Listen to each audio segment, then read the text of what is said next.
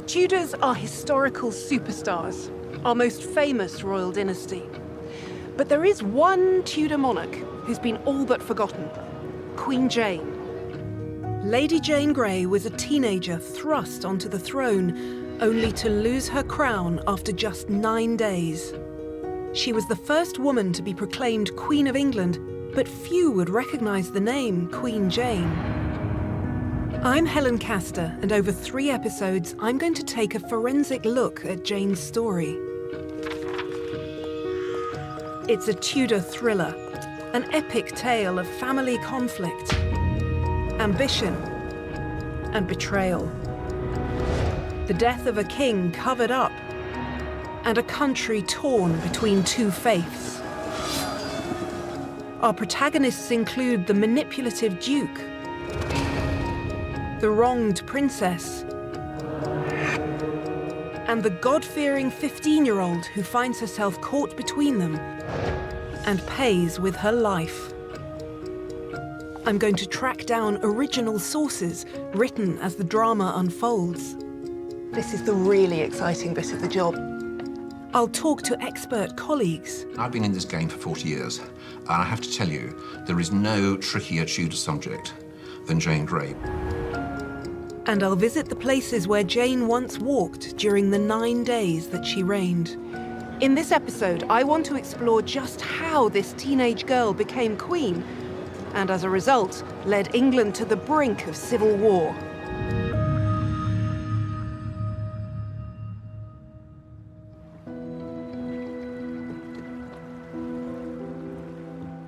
Jane's journey to the throne begins with the sudden illness of the 15-year-old Tudor king, Edward VI,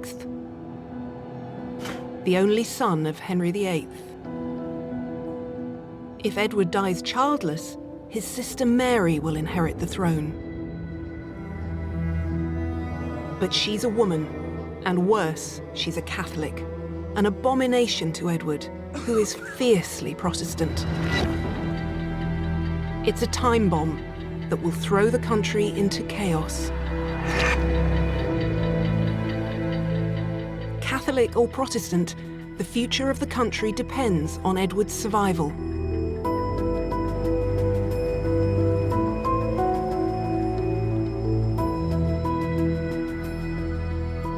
As the young king lies on his sickbed at Greenwich Palace, secret dispatches from the imperial ambassador, Jean Scaver, describe the Protestant king's rapid and brutal decline. The King of England is still confined to his chamber and seems to be sensitive to the slightest indisposition or change. He suffers a good deal when the fever is upon him, especially from a difficulty in drawing his breath.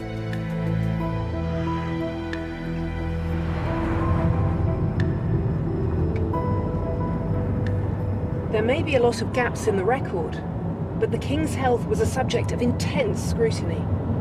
We have every grim detail. The matter he ejects from his mouth is sometimes coloured a greenish yellow and black.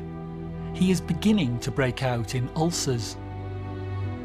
The illness seemed to take hold and progress frighteningly quickly. A procession of the best doctors came and went, but the king was not getting better. They feel sure that the king has no chance of recovery unless his health improves during the next month. As the days pass, rumours of the king's illness begin to seep through the court, through the capital, and out into the counties beyond.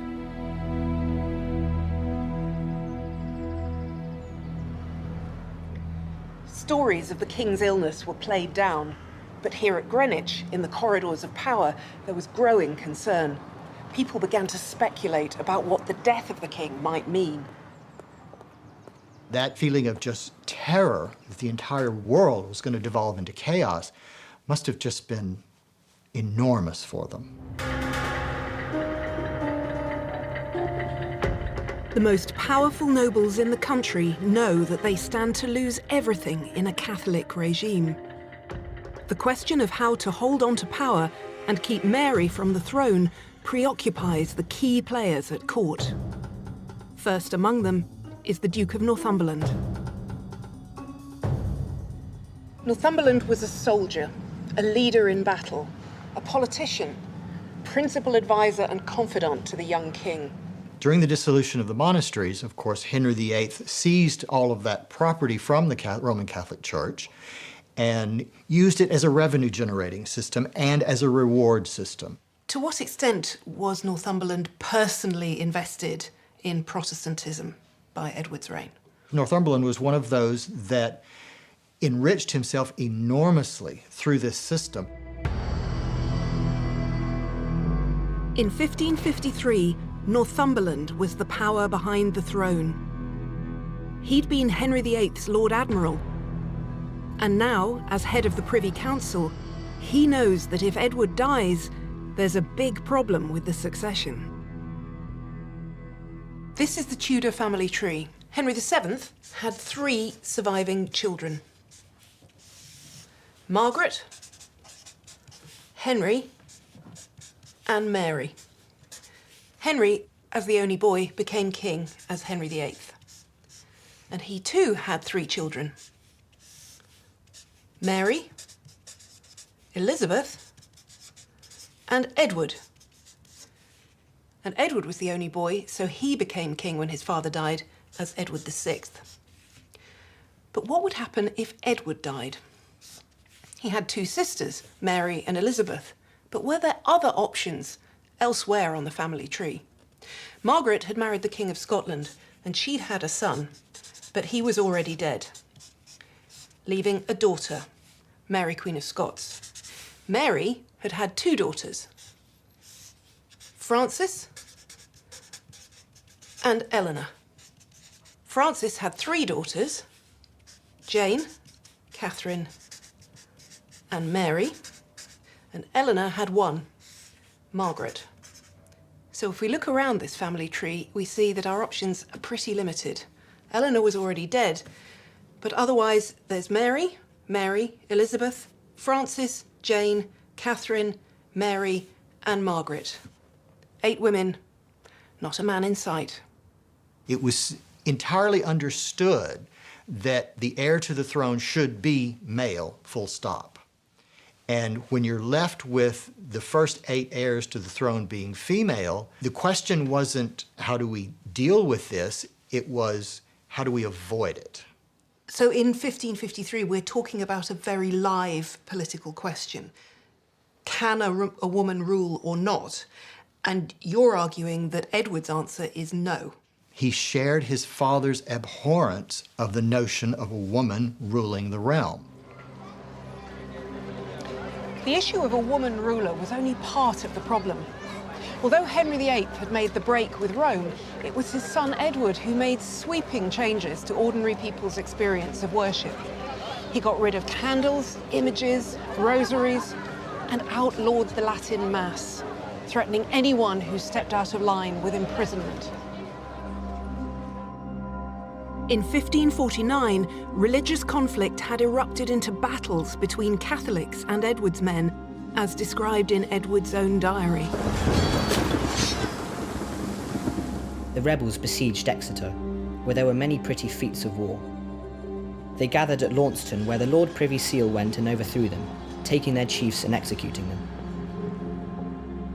But by 1553, one of the greatest champions of Catholicism was Mary, Henry VIII's eldest child and the heir to Edward's throne. Aged 37, Mary was an unrepentant Catholic. Before her brother's illness, she had held regular illegal masses at her home. This act of defiance enraged Edward and hardened his resolve that she should never be queen. The fact that the heir to the throne was Catholic was a frightening prospect, not only for Edward, but for the Duke of Northumberland. Next in line was Henry's 19-year-old daughter Elizabeth. And although she was Protestant, like Mary, she was technically illegitimate. But as Edward's illness progresses, a secret document is hastily produced in his sick room. What was Edward planning, and why? This is Edward's device for the succession. It's in his own handwriting, which was never the most beautiful handwriting in the world, but it's looking scrappier than it had been, perhaps because he was already becoming ill. It's clearly a document written by a teenage boy. The handwriting isn't very sophisticated, and neither actually is the language. My device for the succession, it says at the top. And the essence of Edward's plan is clear in the first paragraph, where one word gets repeated over and over again. Male, male, male, male, heirs male. The problem Edward has is that there aren't any. He's having to talk about possible heirs male who might be born in the future. Obviously, he hopes he'll have a son of his own, but just in case, he's decided on a particular female line through which the crown should pass. And that's where we come to Jane Grey. She isn't the first name on the list, that's her mother, Frances. For lack of issue of my body, to the Lady Frances's heirs male. But Lady Frances Grey only had daughters. So then after her, for lack of such issue before my death, to the Lady Jane's heirs male, and then on to her sisters, to the Lady Catherine's heirs male, to the Lady Mary's heirs male. Edward then goes on to an elaborate plan about what should happen if those baby boys haven't been born by the time he dies. But the basic principle is clear. Edward wants a Protestant king to rule after his death. There are still questions. It's Edward's handwriting, but we don't know if it was Edward's idea, whether he was under pressure or whether this was exactly what he wanted. As leader of the Privy Council, the Duke of Northumberland was Edward's closest advisor. There's a possibility that he had a hand in this document for his own very personal reasons. The Grey family has now become the focus of Edward's plans for the succession. The device names Jane, Catherine and Mary Grey and their mother Frances. Until one of them produces a son, Francis would be a caretaker and the throne of England would remain empty. So if he died, the throne was going to be empty. Francis was going to be governor, working with the Privy Council. Big problem, terrifying. You've got the sharks out there of Charles V, the King of France. They might want to put their own candidates on the throne. So what's the solution to the difficulty of that empty chair? Well, I think their immediate solution is to have a round of marriages in the hope that someone will produce a son before Edward dies. Basically, everyone of royal blood is married off. Catherine, who's only 12, who's going to be married to the son of the Earl of Pembroke. His son, who's only, I think, 15, is taken from his sickbed to be married as a bright green in the face. Then you have little Mary Grey, who's 8 years old and undersized, and she is betrothed to a middle-aged man, Lord Grey of Wilton, who's one of the great warriors of the time, hideously disfigured by a sort of pike that had been thrust through his face. Of all the royal descendants, the greatest prize is the eldest of the Grey sisters, 15-year-old Jane.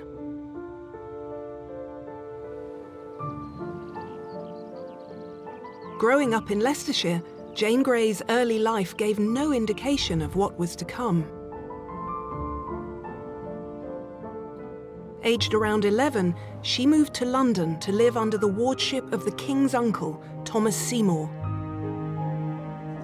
It was here that she advanced her education with the best Protestant tutors the country had to offer. Jane's education is special. She's educated to a greater degree even than someone like Princess Mary or Princess Elizabeth, largely because she has no brothers. So she becomes the sole recipient, I suppose, of the family resources as well as the family ambition. She is receiving a humanist education. So she knows Latin, Greek, Hebrew. She's also learning Italian. She's really, in some ways, being seen as the future of the Protestant Reformation in England. Jane's education was facilitated by her father, Henry Grey, who was a senior nobleman and a member of the Privy Council. He was close to Northumberland, And together they agreed a plan for the marriage of Jane to Northumberland's son Guilford, who was also about 15 years old. For Northumberland, Jane was his route to the power of the crown through his son.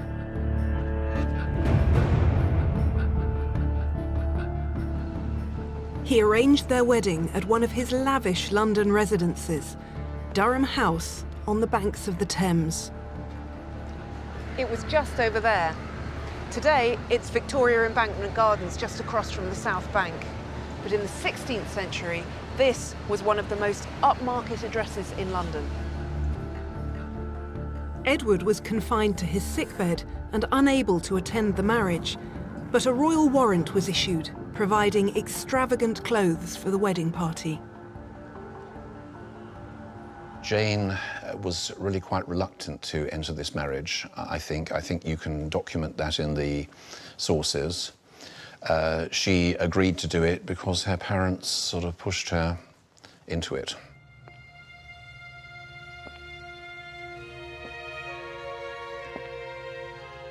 In Richard Davies' 1909 book, The 9 Days Queen, we have the following passage. Her parents ordered her to marry the young gentleman, and according to an Italian chronicler, she at first stoutly refused. The Duke harshly reiterated his command, and according to the chronicler, even struck his daughter several hard blows. Whether or not there was violence, Jane was certainly put under pressure to be married, and with good reason. The king's health was failing.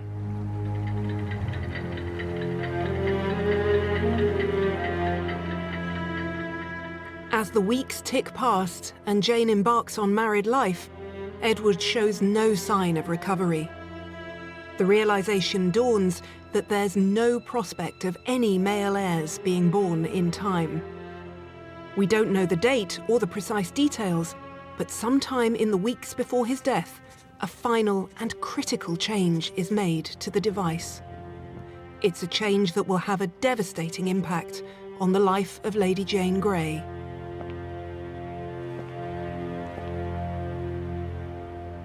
Two small words have been added in Edward's own handwriting.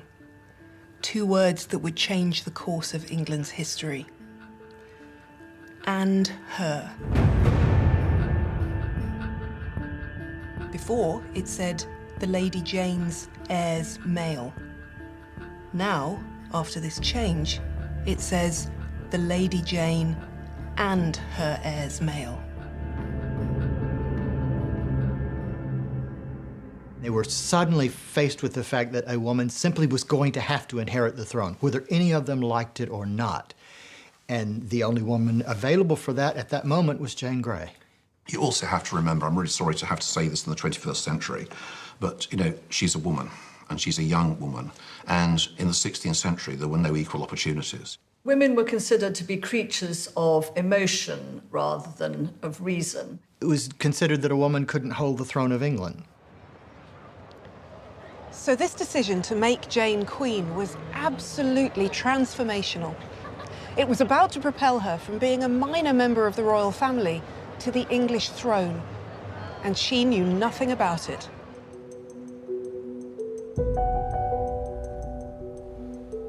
The device is an incendiary document.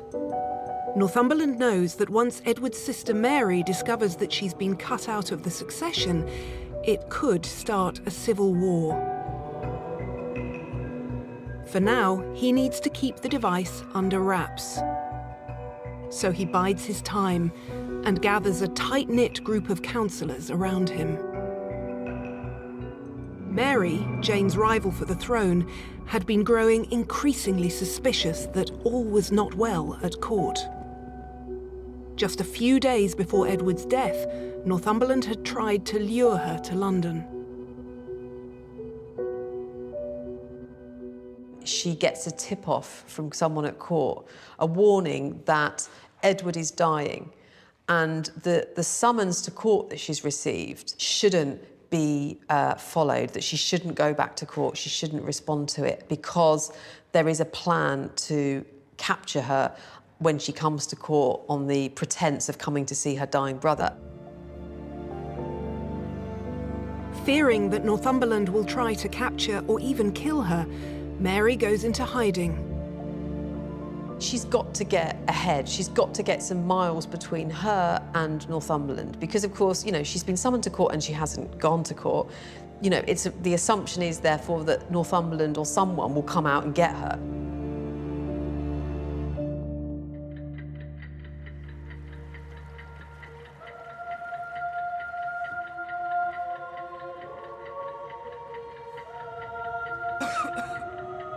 On the 6th of July, at about 8 p.m, the 15-year-old king says he feels faint. A few minutes later, he dies.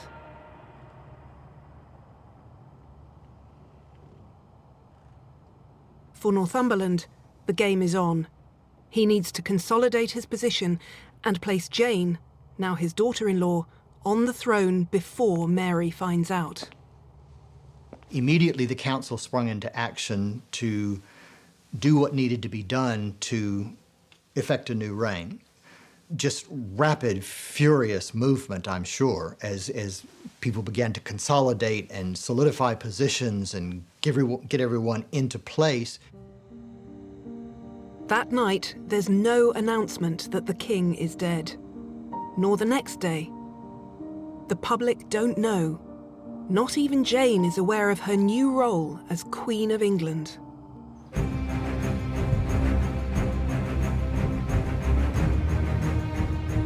At first light, Northumberland sends his son Robert and 300 soldiers to catch Mary before she has time to gather support. Mary's been in hiding with Catholic supporters, and that same day, word reaches her that her brother is dead. Robert Raines, a London goldsmith who'd worked for Mary, heard the story that the king was dead and immediately fled the city, riding 80 miles at breakneck speed to Mary in Norfolk. He did so to make sure she'd heard the news.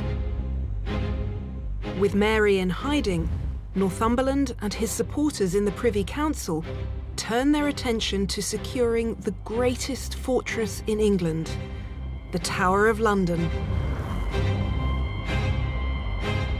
Like the rest of the court, the Privy Council have been here in Greenwich for the last few weeks, at the bedside of the dying king. Suddenly, they're packing their things and clambering into the royal barges over there at the water's edge. They disappear that way, upriver to London.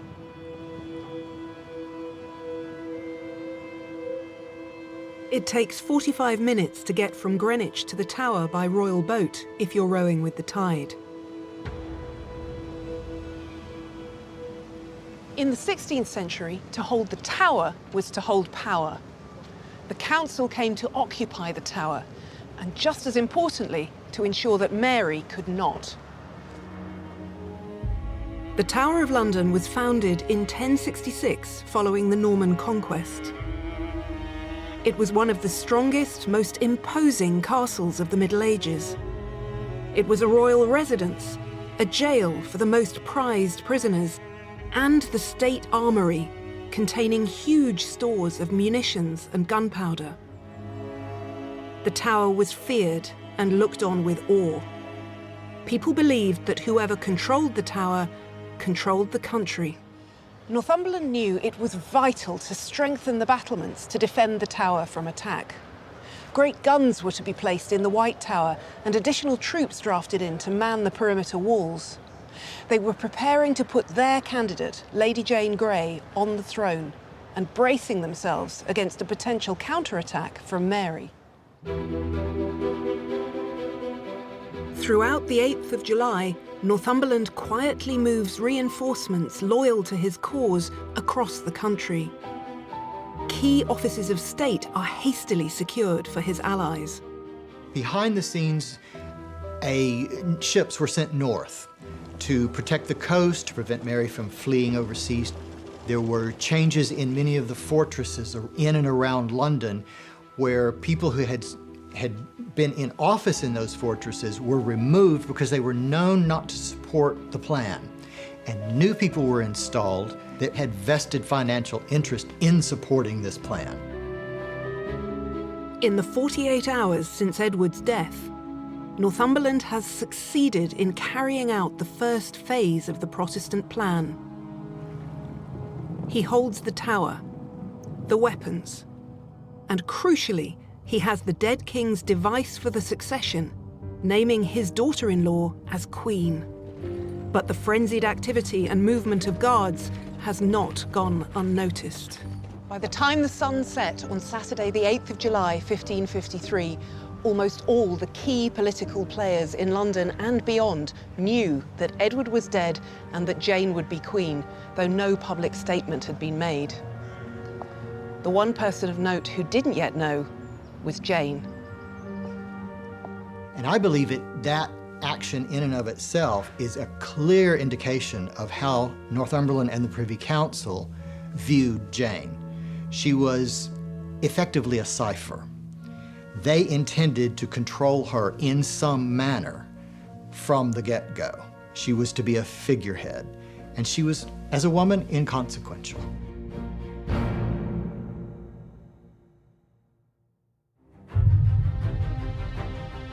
By the 9th of July, Edward has been dead for 3 days.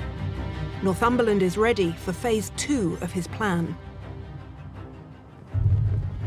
It's time for the Privy Council to seize the moment and their new queen, Jane Grey.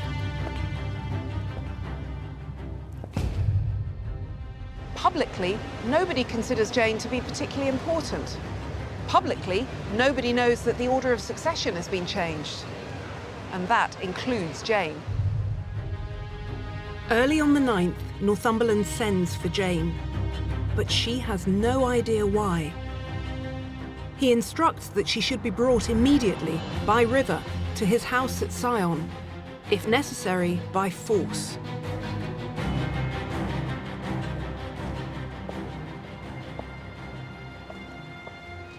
Today's professional rivermen move quicker than their Tudor forebears.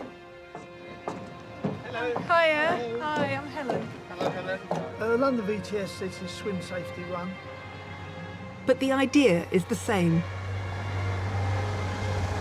We live in an age of instant information and instant communication.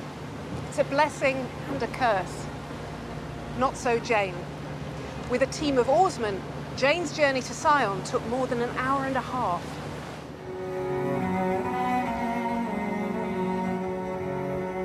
She was completely in the dark about why she'd been summoned, and could never have imagined what lay in store. This is where Jane arrives, Sion House. Today, the front of the house is on the other side, but in the 16th century, it was here, the side accessible from the river.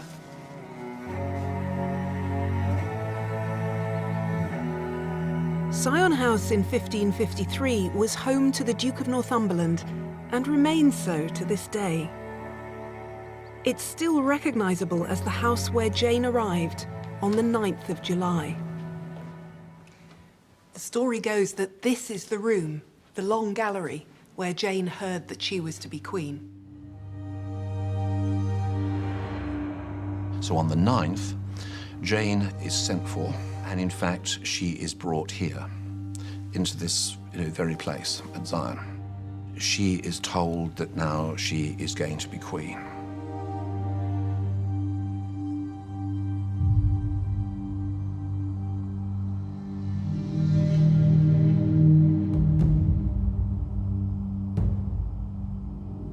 And the French ambassador reports what she said. This is not for me. The rightful heir is Mary.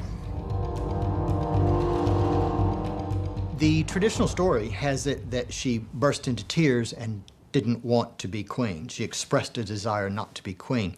But if you look at her own account that she conveyed to Queen Mary some weeks after the event, she does describe bursting into tears. But it's very clear if you read it closely that those tears were for the death of Edward VI. They weren't for the circumstance she was in. Northumberland gave her a lecture on the illegitimacy of Mary and the illegitimacy of Elizabeth. And then Jane's parents arrived. Parental pressure that pushed her over. She prayed to God to give her the strength to do the job that had been given to her, which indicates to me that she was somewhat accepting, albeit reluctantly, that this was the role God had chosen for her, so she had to make the best of it. Bolstered by her faith, Jane accepts the crown that afternoon. The die is cast. That evening, Northumberland throws an opulent banquet. It's a celebration of Jane's accession as Queen. But he's also demonstrating to his supporters that they're right to be backing him. This was a grand alliance they should be proud to be part of.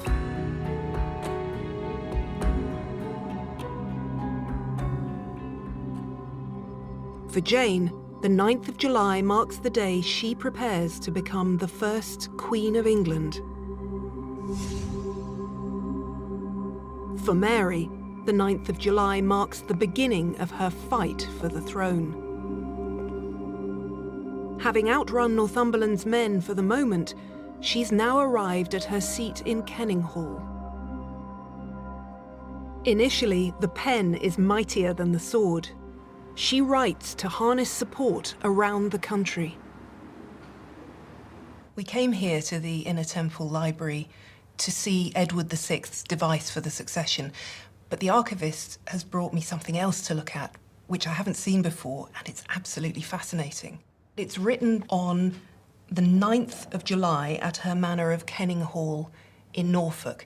Now, the 9th of July is the day when Jane was taken to Sion House to be told that she would be the next queen. But that's clearly a course of events that Mary was not prepared to accept, because Mary has signed this letter, Mary the Queen, by the Queen, it says at the top. The 9th of July is Sunday. Edward had died on the night of Thursday the 6th. So Mary has moved into action with enormous courage and enormous speed. She asserts that she is now Queen by Act of Parliament and the testament and last will of our late dearest father, King Henry VIII. There can be no question in Mary's mind that she is the lawful sovereign. The letter is addressed to Sir Edward Hastings, an influential landowner. She's asking Hastings to protect her and her realm by raising forces within the county of Middlesex. And the particularly interesting thing looking at this letter is that it looks to me very much as though a gap has been left and Middlesex added later. In other words, that this was a form document. Clerks were writing out the same letter again and again to be sent to different places, and this one happened to go to Sir Edward Hastings. Mary's machinery of support is moving into action. But would Mary have any chance against Northumberland and the power of the state? The prospects of Mary winning were so slim. She's a woman with a household in East Anglia that's full of local, yokel Catholic gentrymen, nobody who's got any political experience. And so, everything is under the control of the Duke of Northumberland. So no one rates Mary's chances whatsoever. 10th of July. As the day dawns, the tower is now secure for the Protestant cause. Northumberland's plan is going well, and he decides it's time to break the news to the people. It's time for Jane to make her first public appearance as England's Queen. And the very next day, after being told that she was the new Queen, Jane was heading for the Tower.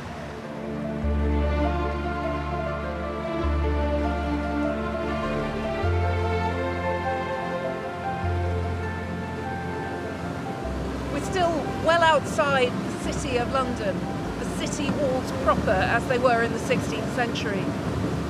So on Jane's journey, there were fields still to north and south.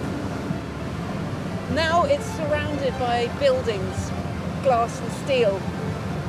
but in the 16th century it was the most imposing building for miles around. From further down the river, it looks a bit as though the tower might be dwarfed by office blocks. But actually, when you get up close, it still has an authority. It's a strange idea. A young woman making this exact journey, with one life left behind her in Chelsea and another up ahead. And though she doesn't realise it yet, there's no going back down this river. No going back to her old home, her old title, her old friends, her old life. For Jane, everything changes at the end of this river journey.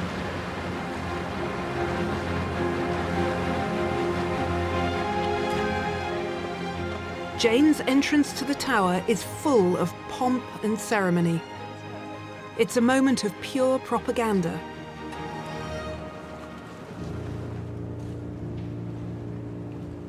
But almost immediately, the first stirrings of disquiet begin to spread among the assembled crowd.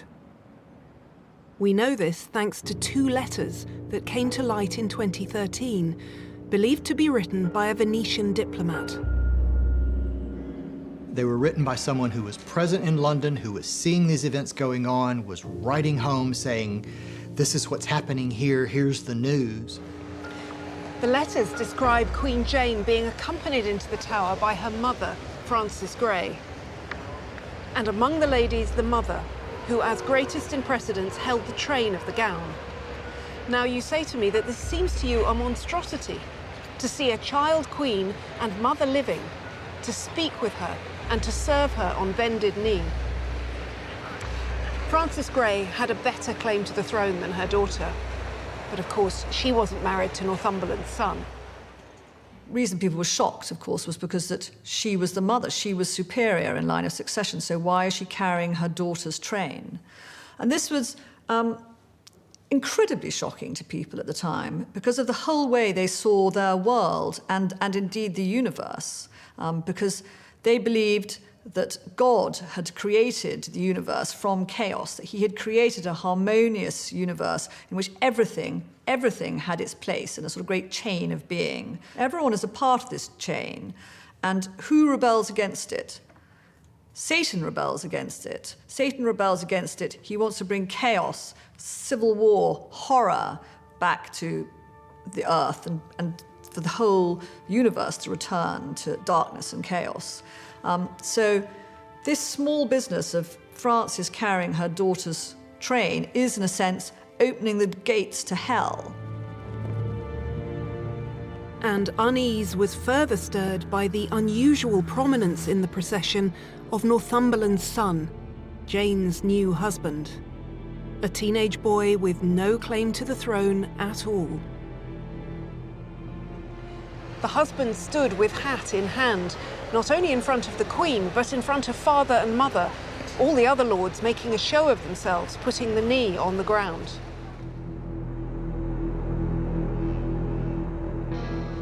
We see Guilford in a whole different light in these letters.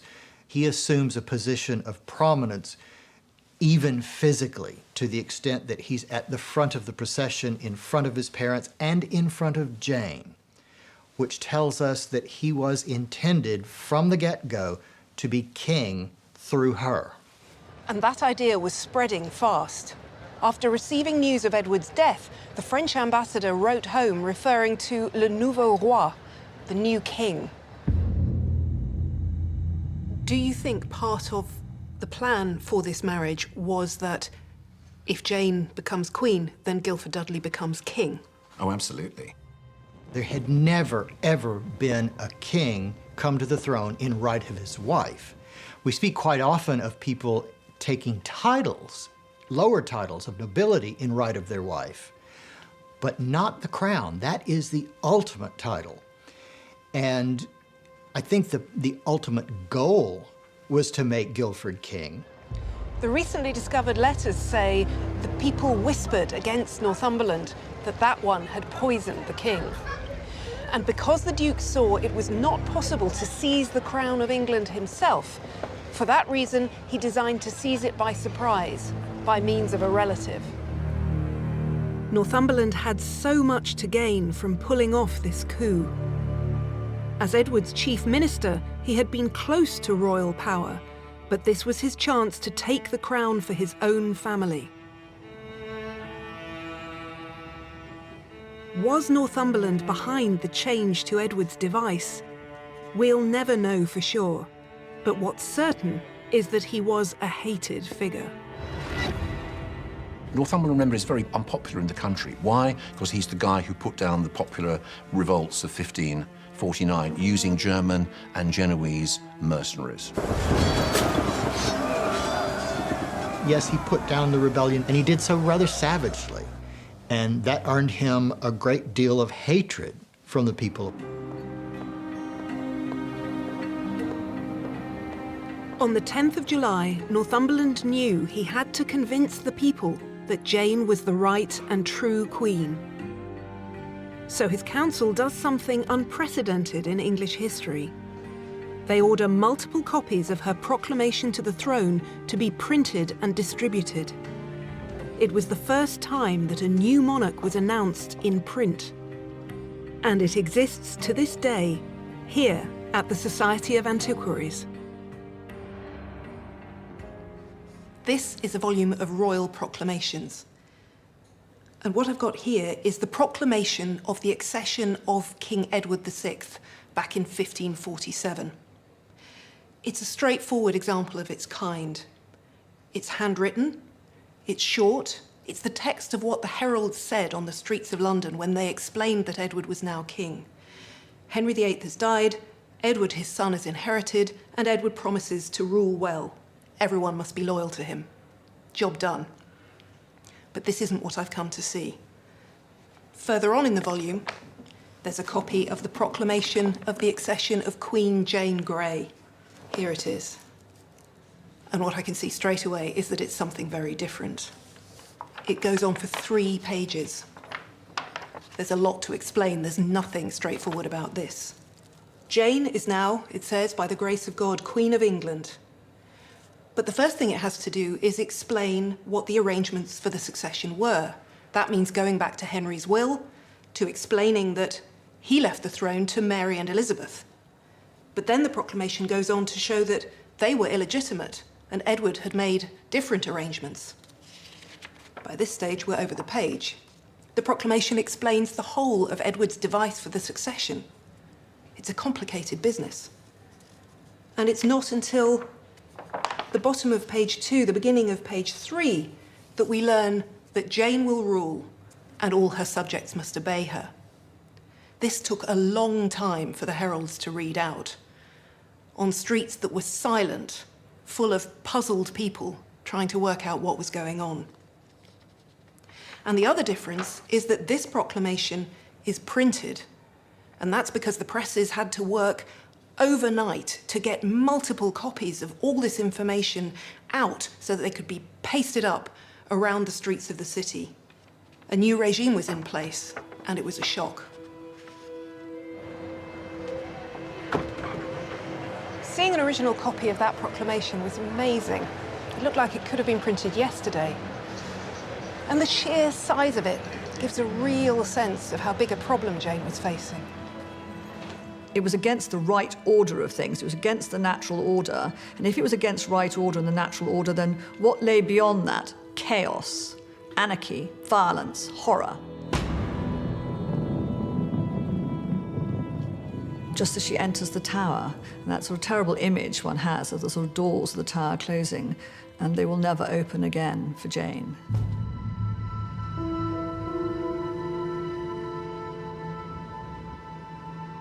An account by an Italian resident in London said that when the proclamation was read, not one showed any expression of joy, rather than the celebrations that usually greeted a new monarch.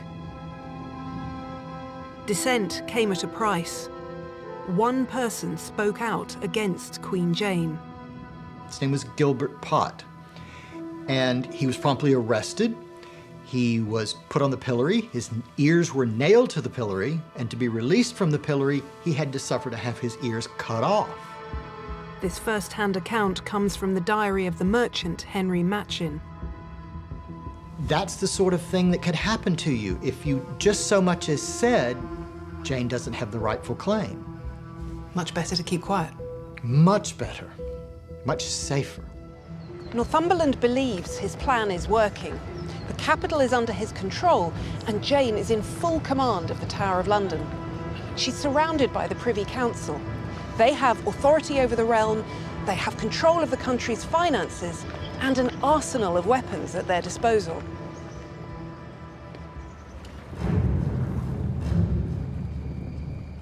But then, sometime on the 10th, Jane's first day as Queen, a dispatch arrives at the Tower from Princess Mary.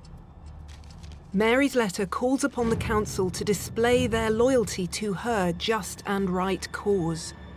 It declares her ready to pardon them, but if they didn't surrender, they would face bloodshed and civil war. And of course, this is a sense that this is the moment that I've been waiting for. This is what my life has been all about. I'm ready to claim the throne. This is the moment where I'm going to restore England back to Rome, which of course is what God wants. So, it couldn't be a bigger moment for Mary. For Northumberland and the council, the stakes had just been raised. They'd been offered a pardon if they abandoned Jane, or the threat of civil war if they didn't. And the personal consequences of that warning for each of them were clear. The loss of titles and wealth, imprisonment, perhaps execution. By the evening of the 10th, it's do or die for Jane's supporters. If they're having doubts, now is the moment to turn back. But they don't. Instead, they draft a letter in response to Mary's challenge for Jane to sign. The first that will carry her signature as Jane the Queen. A signature that, in a few days' time, would be held as evidence of treason. When was this letter written, and who was it written to? So it was written on the 10th of July, 1553, on the day that Jane entered the Tower of London as Queen of England. And at the top of the letter, we can see it's been signed by Jane as Jane the Queen. And we know this is her handwriting? This is definitely her hand, yes. And it was one of a number of letters that were sent out to the Lord's Lieutenant of the country. This one in particular was sent to William Parr, who was the Marquess of Northampton. So the letter announces that Jane has entered into our rightful possession of this kingdom. And then the local officers or the Lord's Lieutenant were called upon to defend our just title, but also to assist us in our rightful possession of this kingdom and to disturb, repel and resist the feigned and untrue claim of the Lady Mary, bastard daughter, to our great uncle, Henry VIII of famous memory. So this isn't a normal part of an accession. A normal king or queen would expect the machinery of government to fall into place, but Jane's having to protest a little bit too much because she's facing a challenge from her rival, Mary. Yes, and by this stage they would have been very aware that Mary was gathering forces and preparing to fight back. And there's a note that's been added here to the letter that says, in Latin, Jane, not Queen. Do we know where that came from? It's in a later hand, so it's almost as if somebody's wanted to correct the record and point out that Jane wasn't actually Queen. Despite having signed the letter with such confidence at the top, Jane the Queen, the correction here says history says otherwise. Yep. These letters stand as proof of the enormous tensions of day one of Jane's reign. They are a clear response to Mary's threat. Jane's first day as the first Queen of England is drawing to a close, and there's been a dramatic change in her.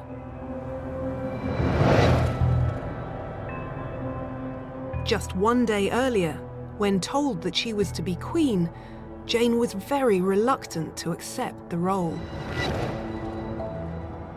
Now she's asking for reinforcements, for military might to defend her claim. Now Jane is prepared to go to war. If Mary believes she has a right to the throne, she'll have to take it by force.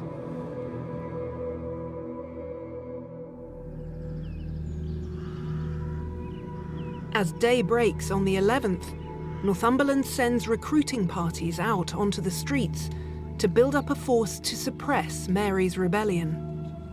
They didn't have standing armies. They didn't have any of the security mechanisms that we like to think we have today. So that if an unexpected event came up, it was chaos. You never knew which way things were going to go.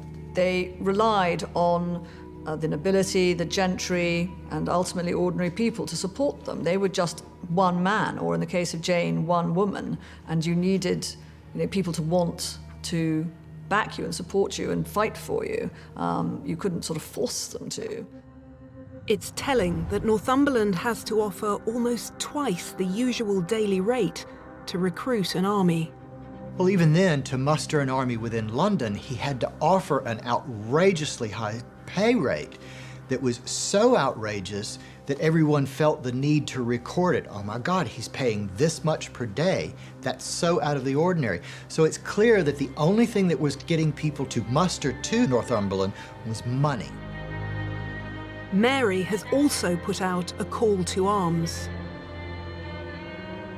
She's mobilising an army ready to fight, and I think that's really important. I mean, she's not cowering away here. She is ready to assert her claim to the throne. But this is dangerous at this point. She cannot be sure who to trust, and she doesn't quite know, of course, either where, the Duke of Northumberland or any of his henchmen are, and that's the great fear at this moment. Meanwhile, in the Tower of London, Jane continues to send out letters rallying key supporters throughout the realm. She's growing in confidence as the days pass. She's always cast as the very innocent, very pious, sort of demure, submissive puppet of the men around her. Jane was a much more interesting individual than that. She had strong views. As a child, she was surrounded by influential figures who were tough, uncompromising, and not afraid to voice their own opinion. What might be surprising is how many of them were women. She was exposed not only to Catherine Parr, who was a very assertive woman and would argue religion with her husband, the king, and very nearly lost her own life for doing so.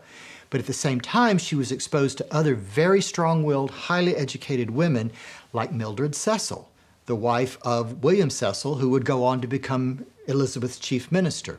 She was exposed to Catherine Willoughby, the last wife of Charles Brandon, who was herself a very assertive, competent, educated woman. Jane witnessed all this growing up, she absorbed it, and she was able to project that back out once she was in a position to assert her own authority.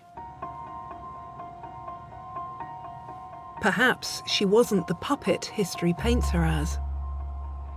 So the idea that she would simply roll over and do whatever her husband and her father-in-law and her father told her seems to have been a miscalculation from the beginning. Mary was a strong and assertive woman. Elizabeth was a strong and assertive woman. And we're asked to believe that their cousin, Jane, would somehow suddenly be submissive. No, she was part of that Tudor dynamic, and she knew how to put herself forward, she knew how to violate norms, and she knew how to do that in a relatively acceptable way. And she did it with the crown.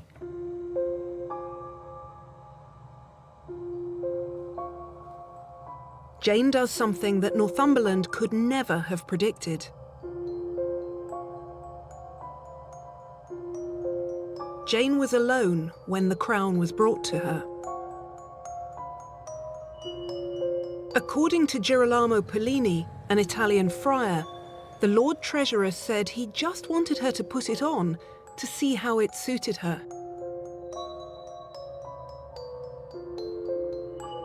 Then the Lord Treasurer said a new one would be made for Guilford, A king, after all, needed a crown. Jane thought for a moment. Then she said no. She would make her husband a duke, but not a king. Given Northumberland's plans, this was an extraordinary act of independence. When Guilford heard her decision, he tried to argue, but there was no changing her mind. Jane was queen, and she would rule alone. She says, well, you can forget that for a game of soldiers. The most I'm going to do for you is make you a duke. To which Guilford Dudley replies, if that's the case, no king, no sex. No sex, no successor. And he has to be sort of appeased and sort of carted off by the Earls of Arundel and Pembroke. This is the moment we see Jane take control. If the plan was to install a king by default, Jane wasn't having it. The men had made their plans. They'd tried to control the crown, the country, Mary, and Jane. And she said no. This was her moment. I think that was absolutely the critical turning point in the entire succession crisis. I think had she agreed to make him king outright, had she acquiesced and been the submissive, docile puppet that they wanted, things might have gone a little differently. She was the sort of person we might recognize today. She's a sort of teenage religious ideologue who's prepared to die for her religious cause.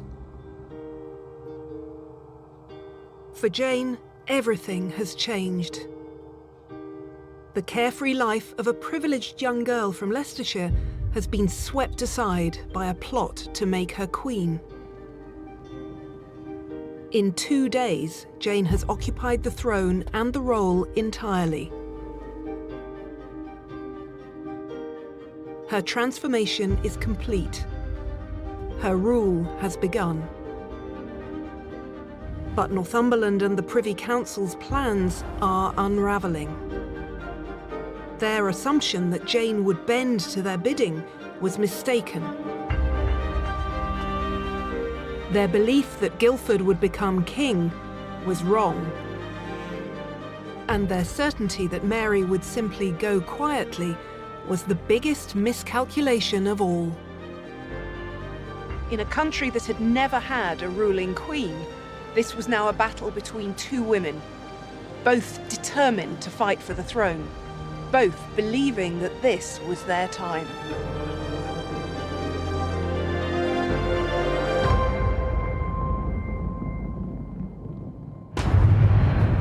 Next time, Northumberland's iron grip on power begins to slip. He wasn't expecting Mary to go to battle, and that was Northumberland's biggest mistake. Against the odds, Mary's support is growing. We see that the impossible gradually becomes possible. And Jane finds herself under threat from the rebels. With that artillery, she could have blown a hole in the side of the tower. Those that end up on the losing side will pay with their lives.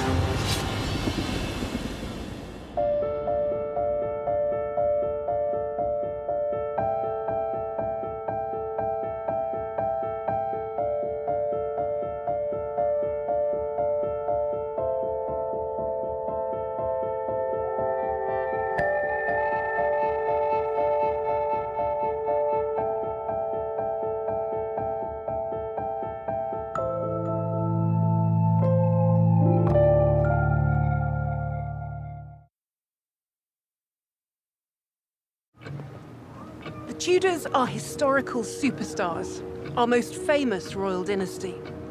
But there is one Tudor monarch who's been all but forgotten: Queen Jane. Lady Jane Grey was a teenager thrust onto the throne, only to lose her crown after just 9 days. She was the first woman to be proclaimed Queen of England, but few would recognise the name Queen Jane. I'm Helen Castor, and over 3 episodes, I'm going to take a forensic look at Jane's story. It's a Tudor thriller, an epic tale of family conflict, ambition, and betrayal. The death of a king covered up, and a country torn between two faiths. Our protagonists include the manipulative Duke, the wronged princess, and the God-fearing 15-year-old who finds herself caught between them and pays with her life. I'm going to track down original sources written as the drama unfolds. This is the really exciting bit of the job. I'll talk to expert colleagues. I've been in this game for 40 years, and I have to tell you, there is no trickier Tudor subject than Jane Grey. And I'll visit the places where Jane once walked during the 9 days that she reigned. In this episode, I'll unpick the story of the next 5 days of Jane's reign and the dramatic events that will decide the identity of England's Queen and its religion.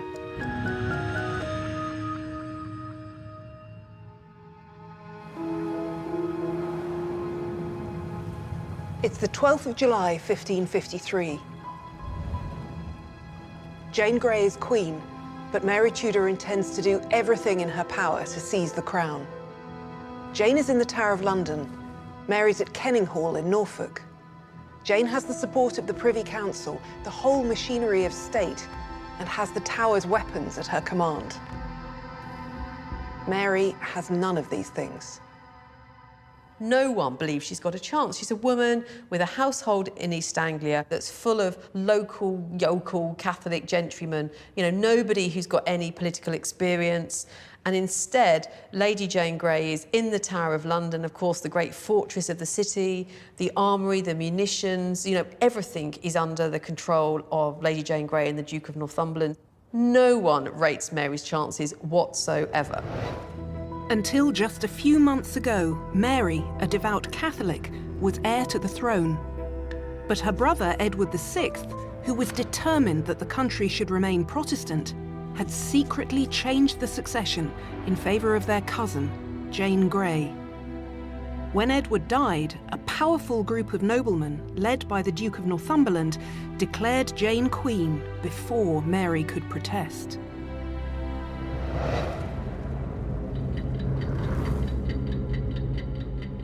On the 12th of July, it seems as though Jane and her supporters have won. Jane is confidently signing letters, Jane the Queen. But Mary, at her manor of Kenninghall, has also been sending out letters.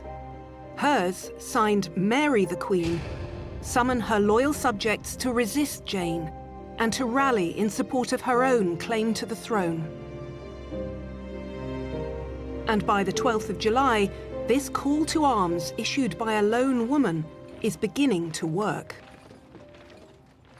Mary's forces are able to gather together very quickly, one, because they're local, and two, because they believe in her cause. And this is why she's gone to East Anglia in the first place, because she's also a major landowner there. So she's pulling all the threads of her possible roots of allegiance together. Some of them would have been there because they had an obligation, being tenants of Mary. Probably a lot of them are Catholics, but even if they aren't Catholics, they believe she is the rightful claimant to the throne. From farm workers to local landowners, men begin to arrive at Kenninghall to show their support. On the morning of the 12th, Mary makes the bold decision to relocate her gathering forces, of around 600 at this point, southeast to Framlingham Castle in Suffolk. Why would Mary take such a risk? And how does she manage the perilous journey with such limited resources?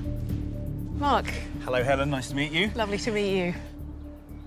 Jane's in the Tower. Mary's in Norfolk with her cobbled-together forces, and she has to move from Kenninghall to Framlingham. How did armies move with all their gear? How exposed were they on the road? They'd certainly be visible. Moving around the countryside would draw attention.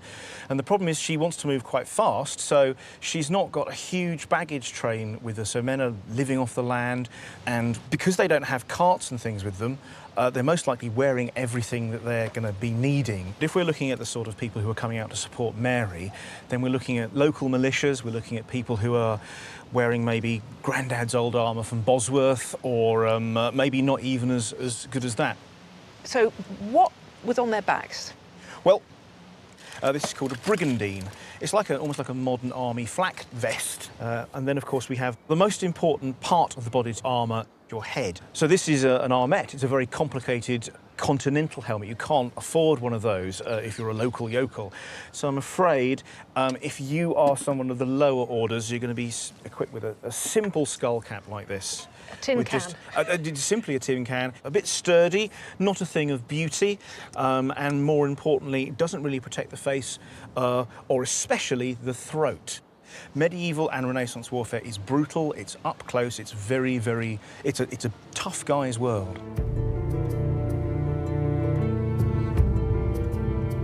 Mary is leading her men over open country in active rebellion against Jane to a 12th century fortress that formed part of her East Anglian estates.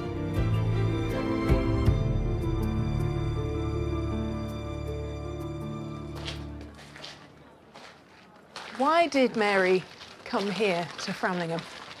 Well, she was growing out of Kenninghall. I mean, Kenninghall was a manor house, but, you know, her forces were now gathering in several thousand, and so it really wasn't a place from which to mobilise a force or muster a force. And, of course, it wasn't a place where she could make a statement of her intent. And, of course, she'd by now proclaimed herself queen, so she needed a fortress, she needed a base from which to rally forces, but also get ready to engage for battle.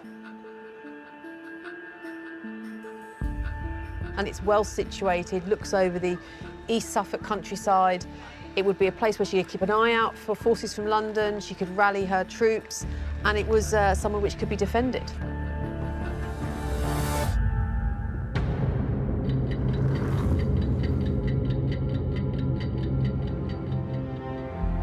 Mary's right to be on the lookout for troops from London as she makes her dash to Framlingham, because Northumberland is in the Tower readying an army to confront her.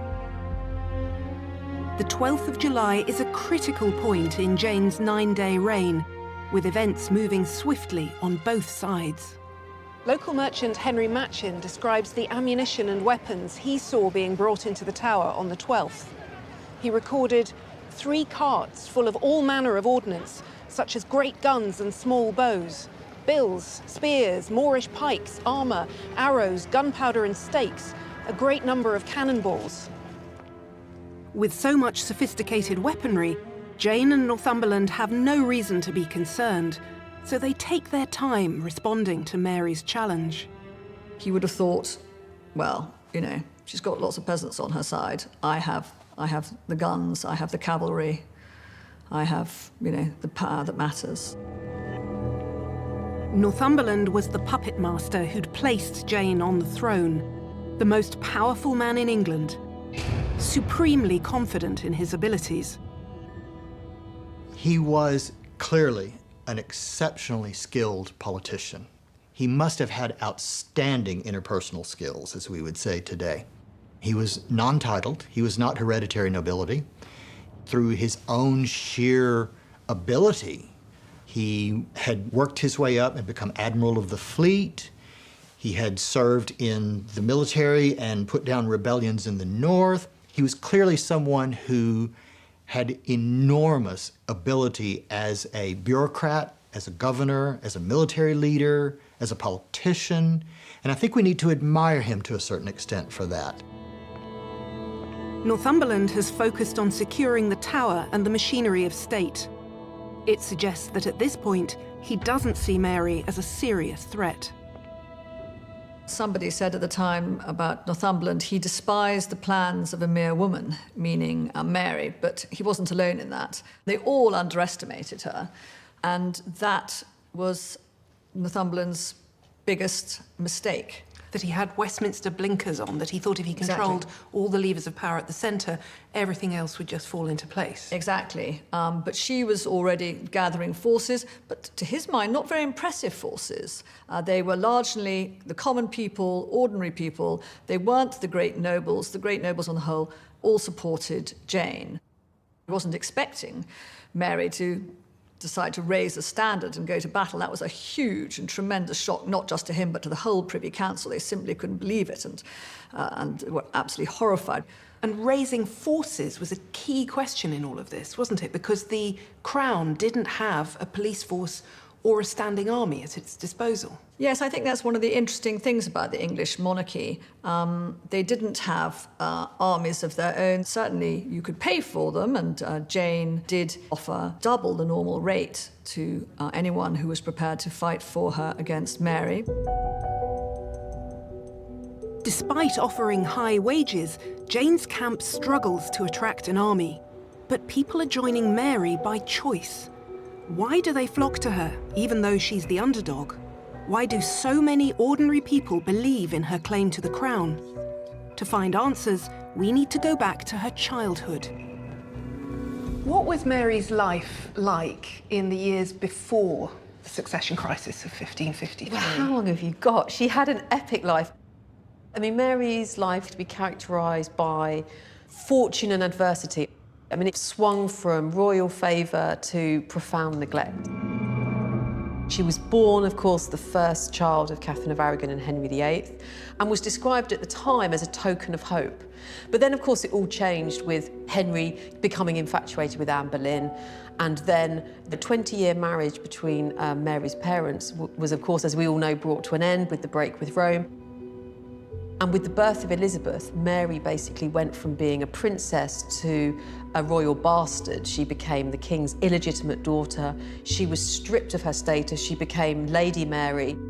Absolutely extreme turn of events. When Henry divorced Catherine and then executed Anne Boleyn, Mary and Elizabeth were both declared to be illegitimate and cut from the line of succession. But later, Henry made clear that if his only son Edward were to die childless, he still wanted his daughters to inherit the throne. During Henry's reign, by his will and by Act of Parliament in 1544, the succession is Edward, to be followed in the event of Edward not having any heirs himself, first by Mary and then Elizabeth. So although both Mary and Elizabeth were actually regarded as illegitimate, they're back in the succession. And so it was quite easy for Mary to say, look, I am the rightful heir under my father's will. That was approved not just once by Parliament, but in 2 parliamentary acts. And she was simply, defending her right. But Edward, on his deathbed, removed his half-sisters from the succession again and undid what all of England considered the natural order. I mean, basically, Edward thought that just like Dad, he had the right to dictate his own succession settlement. He was absolutely determined that he was going to exclude his 2 half-sisters, Mary and Elizabeth, from the succession because he maintained that they were illegitimate, and of course they had been proclaimed as bastards by Parliament, by Edward's father. But as far as the public were concerned, Mary had the blood claim to the throne, no matter what Westminster said. And there was another reason, just as powerful. And of course, religion came very much into it because Edward had brought in a Protestant settlement with his advisors and was himself a bigoted Protestant. And of course, Mary was a Catholic. Following on from his father's break with Rome, Edward had been intent on ridding the country of Catholicism. Church walls were whitewashed, statues and stained glass destroyed, and the prayer book was radically changed. I think it's difficult to overstate how dramatic this change would have been. Religion was so fundamental a part of people's lives. To make even the smallest change in that would really undermine people's sense not only of faith, but of normalcy, of the sense in which that there was something that they could depend on and trust. If we take, for example, the removal of the sung masses for the souls of the dead, if you've always been taught that in order for your loved one's soul to go to heaven, you have to have this sung mass, to suddenly have that taken away from you, well, not only do you worry about the soul of your family member or your loved one, but you start to wonder whether or not that was necessary in the first place, who gets to decide these things, is there any sort of foundational basis that you can trust in order to base your belief? So your sense of the world, this life and the next one, is being changed before your very eyes. I think it's important to keep in mind that it's not just changes in the practice of religion, but changes in people's very mindsets. They're being told what to think and what to believe. And whenever you attempt to do that, you're going to create division. And that's exactly what we see happening. In July 1553, the choice the country faced was not just Jane or Mary, it was Protestant or Catholic. Mary had no intention of abandoning her devoutly held beliefs. She had carried on celebrating the Catholic Mass even while her brother was alive, and that had caused a deep rift between them. We know this because, unusually for a king, Edward tells us himself. He kept a diary, not a record of his innermost thoughts, but a chronicle of the events of his own reign. Edward wrote his diary between 1547 and 1552. It's a remarkable document that gives us glimpses of Mary's past and helps explain what sort of opponent she was. This is the really exciting bit of the job. I've read the text of Edward's diary before, but I've never seen the original manuscript until today. Hello, Andrea. Hi. Thank you so much for bringing this. It looks like it's holding up well. Yes. Oh, so it's got some of these letters to start with, Some of right his at the very letters at the beginning. very beginning.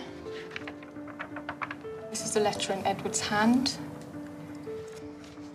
And this is the beginning of his diary. 18th of August, 1550. My Lord Warwick was made General Warden of the North, and Mr. Herbert, the shilling fell from 9p to 6p, the groat from 3p to 2. I wrote back a letter saying that I marvelled that he could refuse to sign that bill. It's an extraordinary thing to read the king's own record of his daily life in his own handwriting, and to touch the paper that Edward touched is spine-tingling. The diary makes clear Mary's strength of character in resisting Edward's Protestant reforms. Mary becomes this figure of opposition. Edward's young brother is going, right, we're going to really kick on with the Reformation. Mary is defiant in her Catholicism, and so brother and sister have these really full-on spats. 18th of March, 1551. The Lady Mary, my sister, came to me at Westminster. She came, but she came with a show of defiance. She rode through London with 130 attendants, each one holding a rosary as a sign of their outlawed Catholic faith. Edward challenged his sister directly, and the two had terrible arguments. Mary's saying to Edward, you know, you're my little brother. I'm not listening to you. I'm not taking orders from you. And he's saying to Mary, his older sister, but I'm the king. You need to stop saying mass. And Mary's like, absolutely not. And massive pressure's been put on her. Some of her household officers are imprisoned for refusing to stop saying the mass, or, you know, in Mary's household. And it really does get pretty emotional. But of course, it has a much bigger, dangerous, you know, context, which is Catholic versus Protestant. What is the future going to be? Protestantism has marginalised and oppressed Mary, but her brother's death is her opportunity to claim the throne, and she's determined to grasp it. She had survived the break with Rome. She had survived her brother's Reformation. And I believe she was intent on surviving this latest crisis as well. She saw this as her kind of divine duty. You know, God was preserving her through these years in order to bring about the Catholic Restoration. And in the attempt to achieve her goal, Mary had two important advantages. While some people had embraced the new Protestant faith, large parts of the country were still attached to traditional forms of worship, and in Mary they saw a champion of the old ways. Not only that, but most people in England saw Mary as the rightful heir, while Jane was barely known, not a queen, but a usurper of the Tudor line. And as a result, increasing numbers of both Catholics and Protestants were rallying to Mary's cause.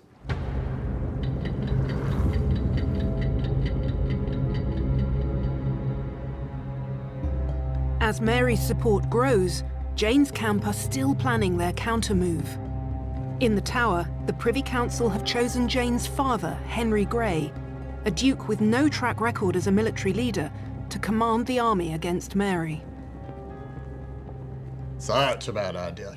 No military training, no military experience. No ability at anything very much. No, I mean, Henry VIII had deliberately excluded Henry Grey from the Garter for year after year after year after year.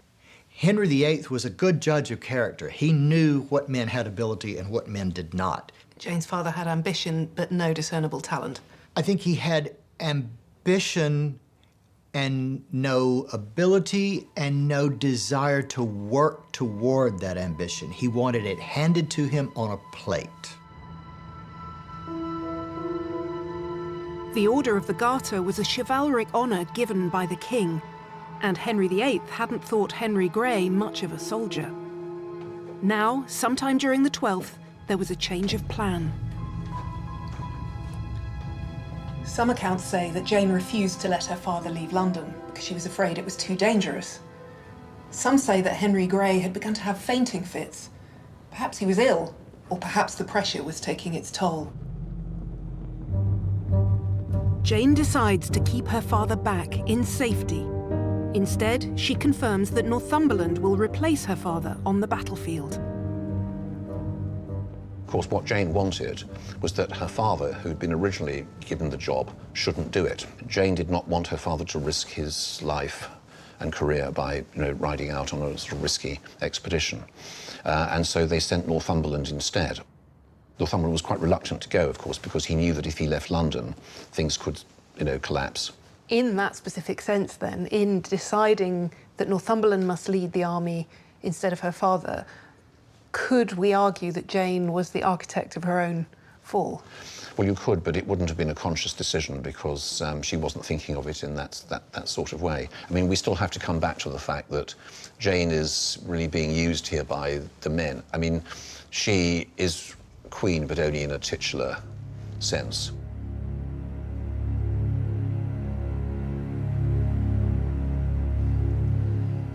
In sending Northumberland instead of her father, you could argue that Jane's made a rational choice.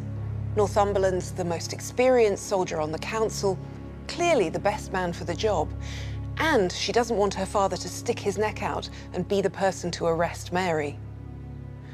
But it turns out that Jane's decision to let Northumberland leave London is a fatal error. Northumberland can't be everywhere at once, and he can't hold this coup together. Had he had able lieutenants, and clearly Henry Grey was not that able lieutenant, things might have held together a little bit longer. But there was just no one there. All of the, quote, good people he took with him going north. And we were left with essentially older men, people of experience, but people who were not themselves known to be skillful politicians. They were administrators, but they were not politicians. And what was needed was a good politician, and that was Northumberland.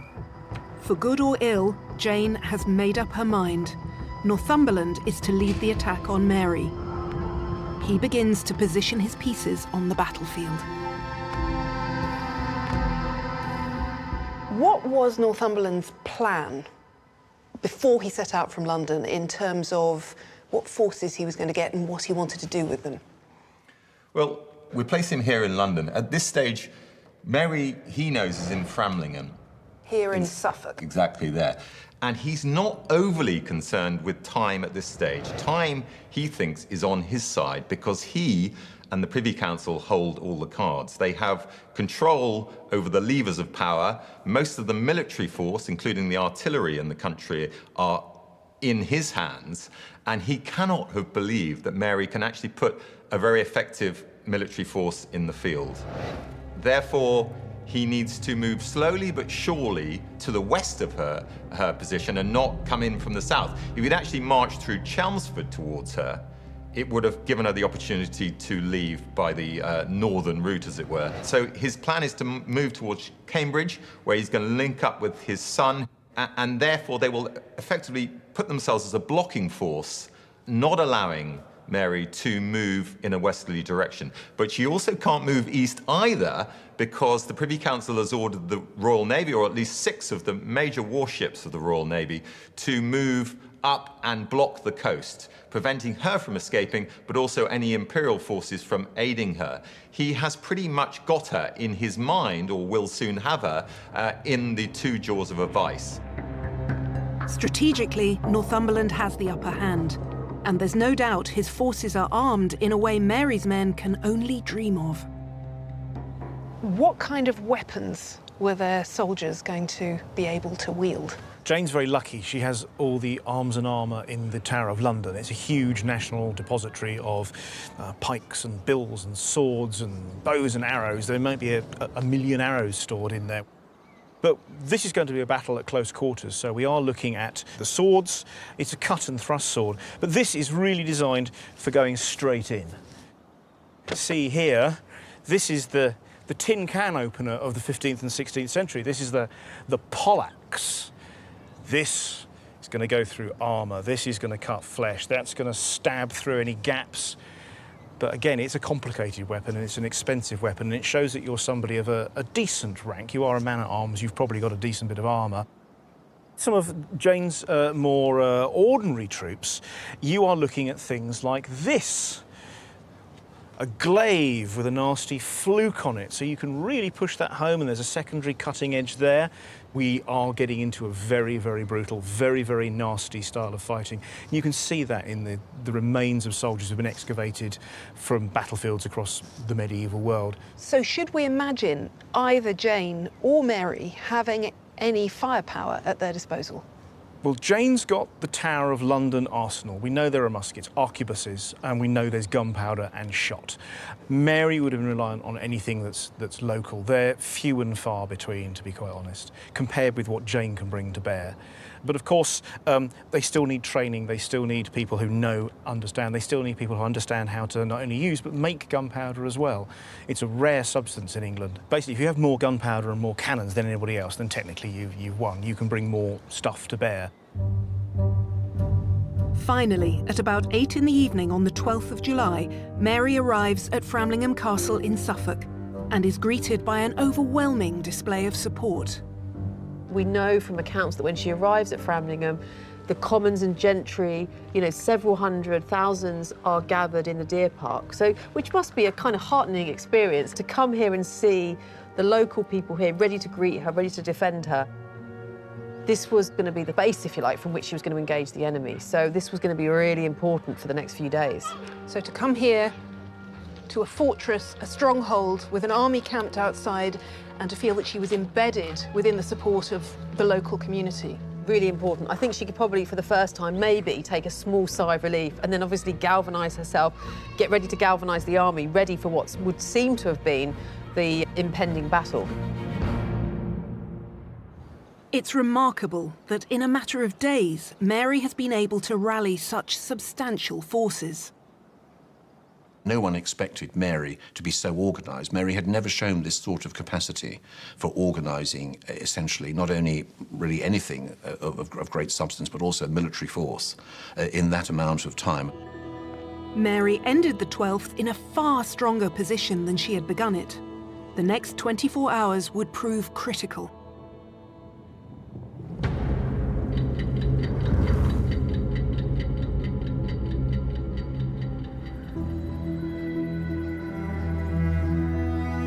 On the morning of the 13th, there's a frenzy of activity at Durham House on the banks of the Thames. Northumberland's army are about to ride out to Framlingham, and they are a formidable sight. He's got very good reason to be confident. The military force that she has available to her, in his mind, is probably armed peasants. They will not be that effectively armed. He, on the other hand, has a much more experienced and well-armed force. Probably the total size of the force that he puts together is about 3,000 strong. And while that doesn't sound that many, 2,000 of those soldiers are cavalry, men-at-arms who are heavily armoured. In battle, they would have, looked like, almost like a tank.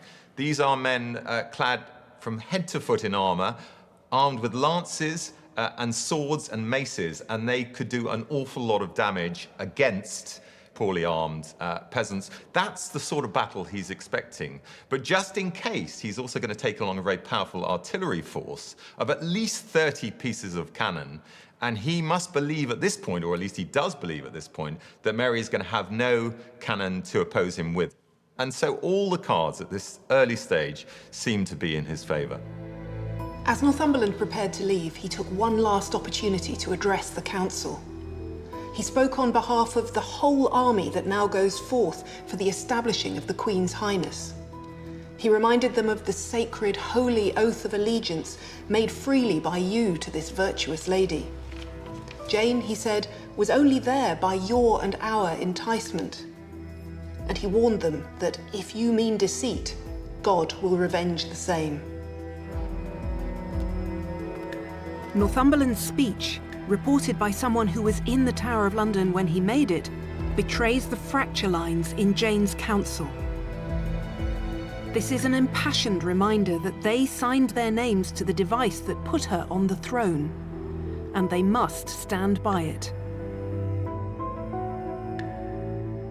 As Northumberland leads his army through the streets of London, the crowds gather to see him pass. But the cheering he expects doesn't come. And outside the capital, Northumberland can expect an even more hostile reception. Northumberland, remember, is very unpopular in the country. Why? Because he's the guy who put down the popular revolts of 1549 using German and Genoese mercenaries.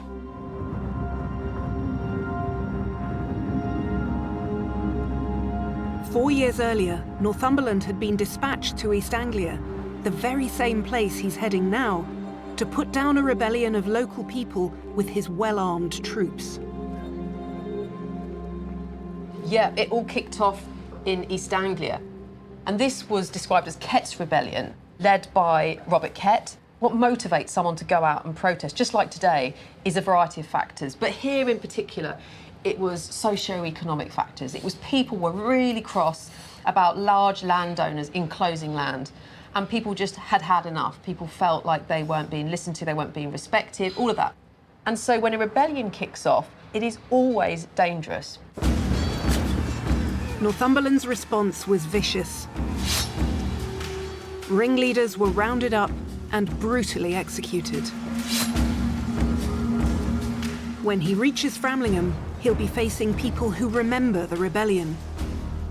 People who have reason to hate him, who've joined Mary because they have a score to settle. Mary has now been at Framlingham for 24 hours, and gradually events are beginning to swing in her favour. She looks out into the deer park and she sees local gentry, commons gathering. And of course, those people will become her army. For her, she believes that those will be the people who will secure the throne for her. You know, and these are unprecedented times. I mean, we have a woman fighting for the throne, and the gathered forces are looking at her as their military commander, as a woman. So completely unprecedented times, and they're happy to potentially lay down their life in defence of her claim to the throne. So, you know, the stakes could not have been higher. Momentum is moving to Mary all the time, happening so rapidly over simply of days, sometimes even hours. So decisions are having to be made on a split second. You know, you can almost count from morning to afternoon the vast increase in the number of people that are moving north to surround Mary, to protect her, to support her, and to promote her. Grassroots support for Mary begins to have a surprising effect on the higher ranks of society. People who have until now been loyal to Jane. The gentry are beginning to move to her. We have a lot of people with knighthoods, you know, the sort of sirs of the realm. And there's one event in Ipswich, 20 miles from Framlingham, which appears to confirm the tide is decisively turning against Jane. It involves a local dignitary, one who's well respected in East Anglia, Sir Thomas Cornwallis. Sir Thomas Cornwallis is the Sheriff of Norfolk and Suffolk. He's backing Jane, the Queen chosen by the Privy Council. Cornwallis gives Jane a strategically powerful ally and significant military resources. More significant still, because he's based in Mary's heartland. When one of Mary's men arrives at the marketplace in Ipswich and proclaims Mary the Queen of England, Cornwallis immediately protests. One eyewitness says that popular support for Mary was so great that Cornwallis stood in grave peril of his life for supporting Jane. Cornwallis realises that he's dangerously underestimated the popularity of Mary among the ordinary people. He comes here to Framlingham, where he gets an audience with Mary. He kneels before her and begs her forgiveness. I mean, this is a big deal, and this is what we see gradually over the days of July, that in a way the impossible gradually becomes possible. People, significant figures in East Anglia, you know, the local lieutenants who would never, you would imagine, have declared for Mary, actually initially declare for Lady Jane and then change their allegiance. The defection of Cornwallis isn't an isolated incident. Across the country, noblemen are finding themselves unexpectedly under pressure. It becomes apparent that the common mood of the realm is pro-Marian. Noblemen discovered that their tenants were refusing to fight for them. And just as a king needed his nobles to fight for him, nobles needed their tenants to fight for them. That's how it all worked. You know, everyone worked for everyone else. And again, if you're a nobleman and your tenants aren't going to support you, your affinity aren't going to support you, you're nothing, you're nobody, you're just a bloke. The Earl of Oxford finds himself facing exactly this dilemma. When he's summoned to support Jane, dozens of his own men confront him. They say that if he doesn't defect to Mary, they'll go without him. And he has to give in.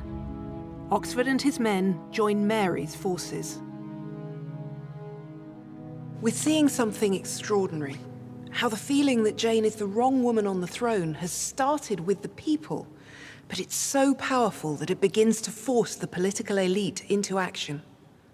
And that's what's so precarious in this July crisis, that some of these key figures in East Anglia who initially declare for Lady Jane then suddenly swing and support Mary. And it's by turning their loyalty from one side to the other that they basically bring an army of hundreds and potentially, you know, several thousand people in defence of Mary as opposed to Lady Jane, which makes all the difference. Mary, the old king's daughter, is a powerful figurehead for whom people are prepared to lay down their lives. Jane is the exact opposite. So young and almost completely unknown, at this critical point, hidden away in the tower, she's a distant figure to the people whose queen she claims to be.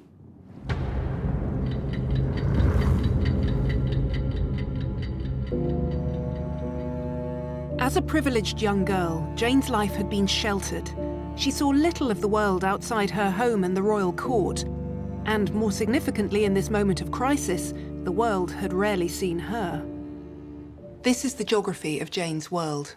There are 5 key places: Sion House, Chelsea, Durham House, the Tower of London, and Greenwich Palace. They cluster along the river, and for very good reason. Everyone depended on the river for travel. For Jane, it was the thread that connected the places in her life.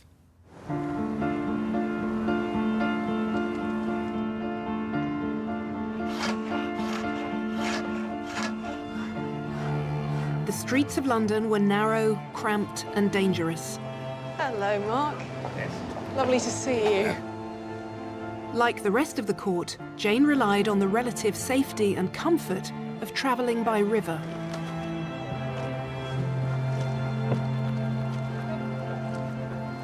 Try and get in time. Stand up there. Number 2.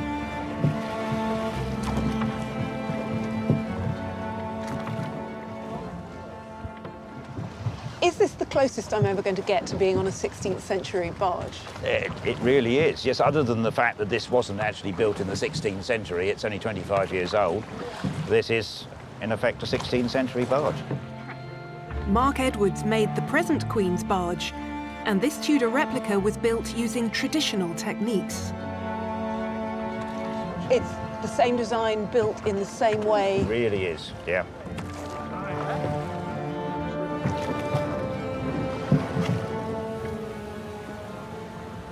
should I be imagining Jane Grey sitting under a canopy like this? This is a fairly ornamental but very practical canopy for sun and light rain. They did have a much more homely setup where they had great hoops pulled across, and they'd literally bring out a tapestry or something like a carpet and bring that right the way across, so we'd actually be in the dark here, much more isolated. Unlike Mary, Jane's life up to this point had not been a public one. Her time had been spent in study and prayer. And as a result, she had become a role model for other Protestant noblewomen. She's educated to be an example to others. When she's only sort of 14, she's getting letters from adult women saying that they admire her for her learning and holiness. So she's already realises that she's up there on a pedestal. Jane's power base is starting to look dangerously narrow, pitted against Mary's popularity with the people. And without Northumberland to hold the Privy Council together, cracks are beginning to show. When Northumberland left the council, he'd created a vacuum, so that there began to be a struggle between those who still supported Northumberland and those who were wavering on the fence and reacted quite negatively to Jane's assertion that she would not make Guilford king. Jane knows that if the Privy Council begin to waver in their support for her, it will be a catastrophe that will leave her vulnerable and exposed. But for now, alone in the Tower, there are only limited ways in which she can play the part of Queen. She calls for a list to be drawn up of royal jewels and other valuables, which as monarch are now her property. An inventory was made for Jane on the 14th of July, the 5th day of the reign. What was it listing? It was listing almost 600 items of jewellery that were part of the royal wardrobe at Westminster.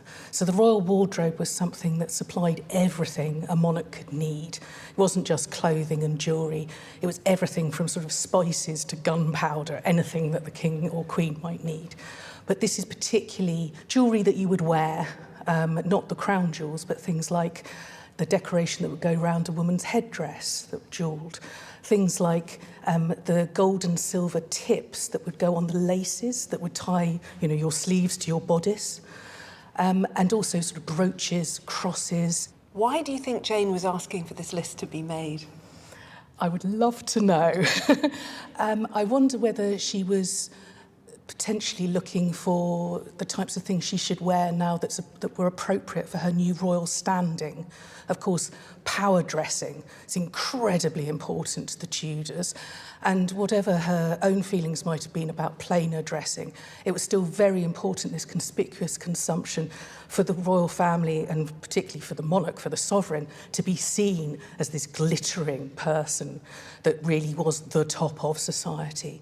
And we can see that from the first Protestant coronation of Edward VI, her cousin, that he isn't downplayed. He's wearing things just as luscious and sumptuous as all the previous coronations. For Jane, the symbols of power, like power itself, would never really be hers. She would not reign long enough for a coronation to take place.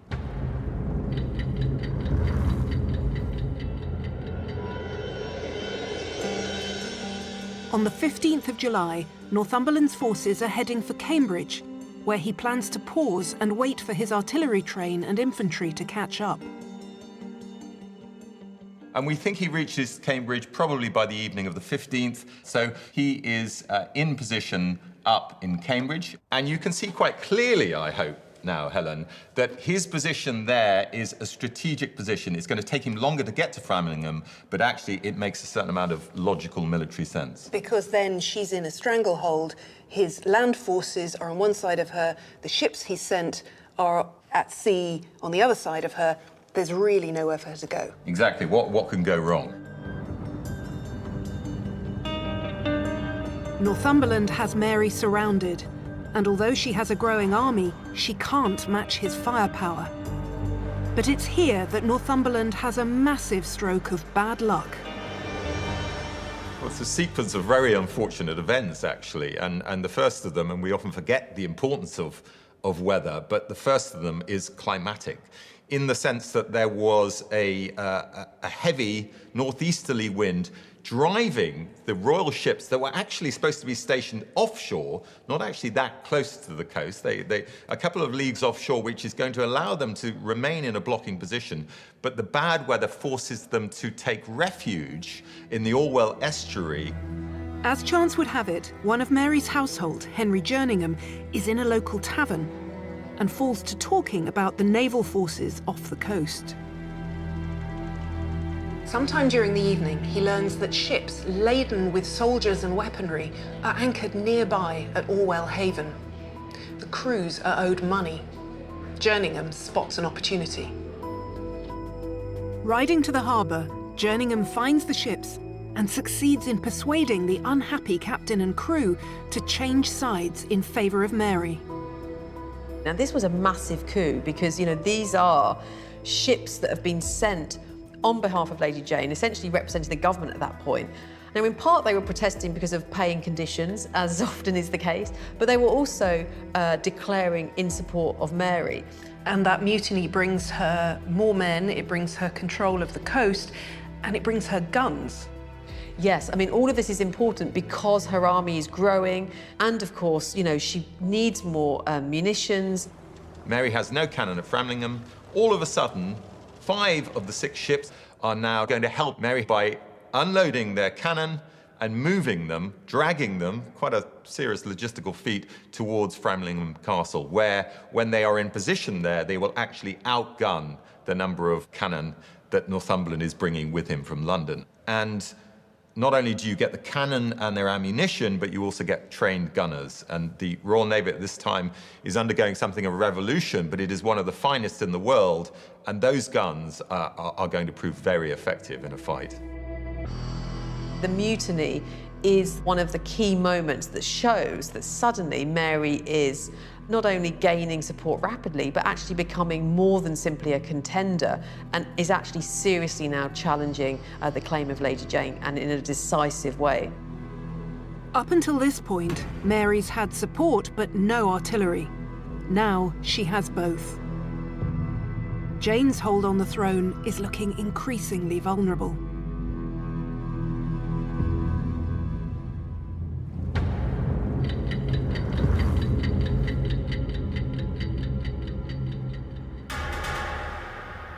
On the 16th of July, the devastating news of the mutiny sends shockwaves through the Privy Council.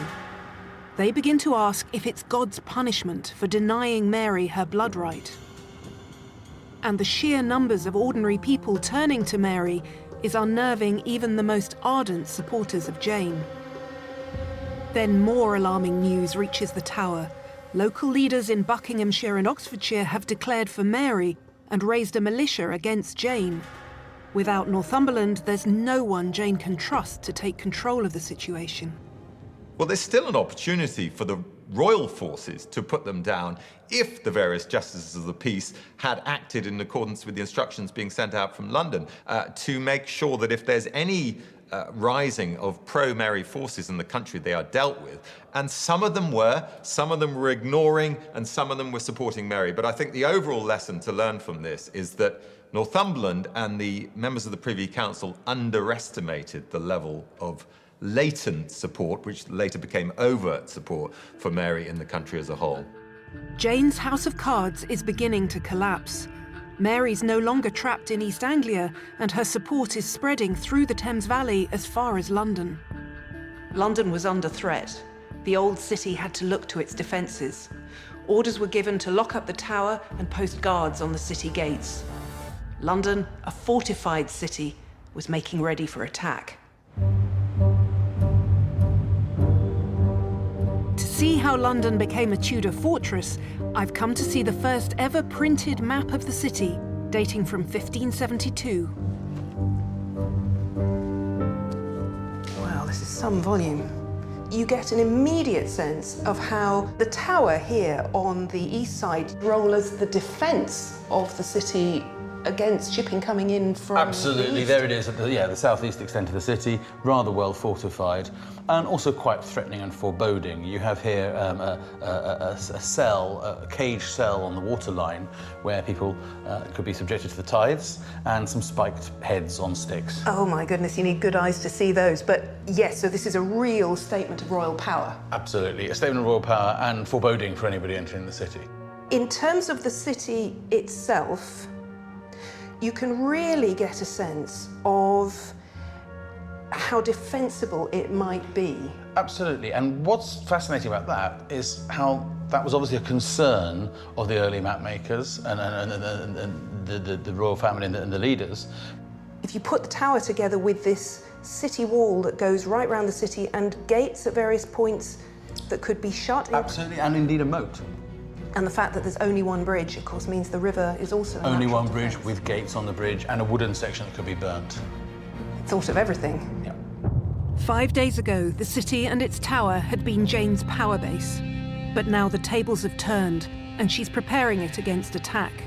The powerful nobles surrounding Jane are beginning to fear that they have backed the wrong queen, and they're well aware what their fate might be if that proves to be the case. What would a convicted traitor have to look forward to, if that's the right word? That would depend very much on your social status. If you were a peer of the realm or a female equivalent, you would be executed by beheading, which is a fairly quick, fairly clean death. If you are a commoner, you could be subjected to hanging, drawing and quartering, which is absolutely horrendous. This involves being hanged symbolically, so you're cut down while you're still alive. You are then disemboweled, you're castrated, your entrails and your private parts are burnt in a brazier in a fire on the actual scaffold, and then you're then beheaded and quartered. Your body is cut into 4 quarters, which are exhibited on top of castle gates, and etc. There's a variety of things that can happen to you, none of them very pleasant. Jane, too, knows from personal experience how quickly fortunes can change with deadly consequences. At the age of 10 or 11, she was sent from her home at Bradgate in Leicestershire to a household in London. Jane was to be the ward of Thomas Seymour and his new wife, Catherine Parr, the widowed queen of Henry VIII. It was a politically advantageous arrangement for the Grey family. Jane had been with the Seymours for a year when Catherine Parr gave birth, and 6 days later died. Jane returned home, but stayed in close contact with her guardian. This is the letter Jane wrote to Thomas Seymour in the autumn of 1548. These my letters shall be to testify unto you that like as you have become towards me a loving and kind father, so I shall be always most ready to obey your godly monitions and good instructions. Jane was about 11 when she wrote this letter. She's writing to someone who's become a father figure to her. But Seymour was a man of vast ambition, and a few months later his pursuit of power led to his downfall. He was even accused of trying to kidnap the king here at Hampton Court Palace. It was reported that he was caught trying to break into the royal apartments when the king's dog started to bark, and in a panic, Thomas killed it. He was arrested and sent to the Tower. The man who had been Jane's guardian was now sentenced to death as a traitor. The brutal reality of politics at the highest level was a lesson Jane had to learn very young. But even though she knows the risks, there is no going back for Jane. She has worn the crown, she has taken a stand. Now she must see it through. Her last hope lies in keeping the loyalty of the Privy Council. But without Northumberland's reassuring presence, they begin to falter. In the corridors and the quiet places of the Tower, the men of the Privy Council were unnerved. Sir Edmund Peckham, one of the royal treasurers, had already gone missing. Jane responds by ordering a strong guard to be mounted around the Tower walls. If Jane couldn't count on the loyalty of her council, she'd imprison them with her in her fortress. Jane commanded that they be locked into the Tower and the keys turned over to her personally. And you get this incredibly poignant sense that the tower is shifting around Jane, shifting from palace to prison. She did become a prisoner without knowing it, because these members of the council that were beginning to revolt, if you will, or shift direction, had moved out of the tower. So she didn't have any direct knowledge of what they were up to. Jane continues to assert her power, sending out letters to key officials to demand their support. That and her decision to hold the keys to the tower herself might look like an assertion of power, but in fact, it's a response to an increasingly precarious position. Outside the tower's walls, there's a growing sense that she's standing in the way of the rightful successor, Mary. I mean, there really is a sense that more and more people now are supporting Mary, and of course, when you see that there's this real contender, then suddenly it convinces other people to actually throw in their lot with her, because ultimately no one wants to be on the wrong or on the losing side, as it were. So it's not until Mary begins to actually look like she's got a chance that people begin to really throw their lot in with her, and that becomes absolutely crucial. At this stage, Northumberland's army are still in Cambridge. He's joined by his sons and more troops, but he doesn't yet know that his mission is in grave danger.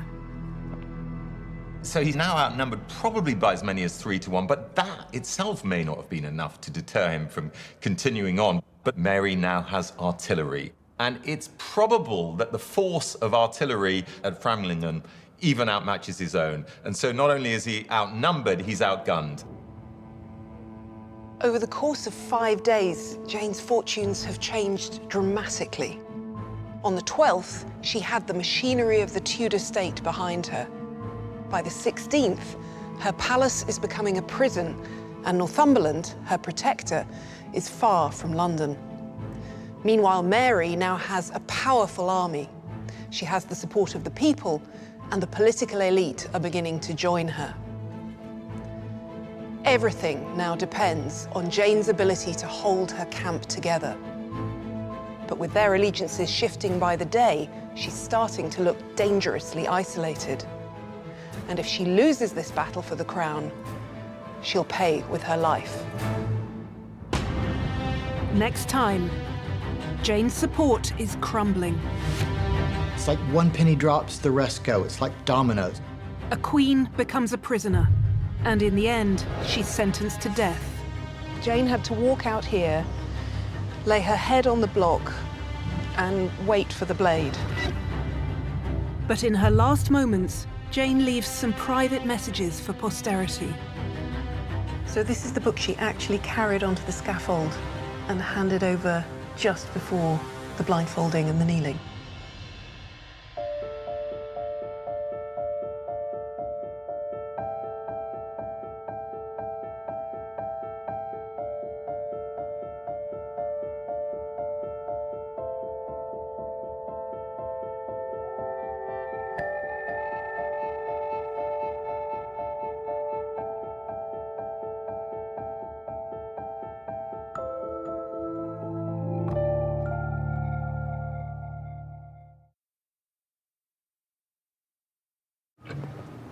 The Tudors are historical superstars, our most famous royal dynasty. But there is one Tudor monarch who's been all but forgotten: Queen Jane.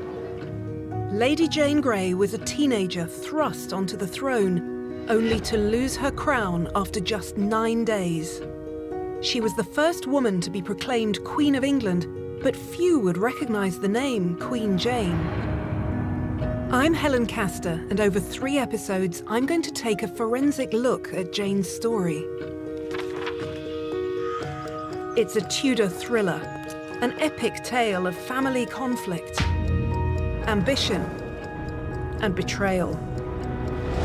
The death of a king covered up, and a country torn between 2 faiths. Our protagonists include the manipulative duke,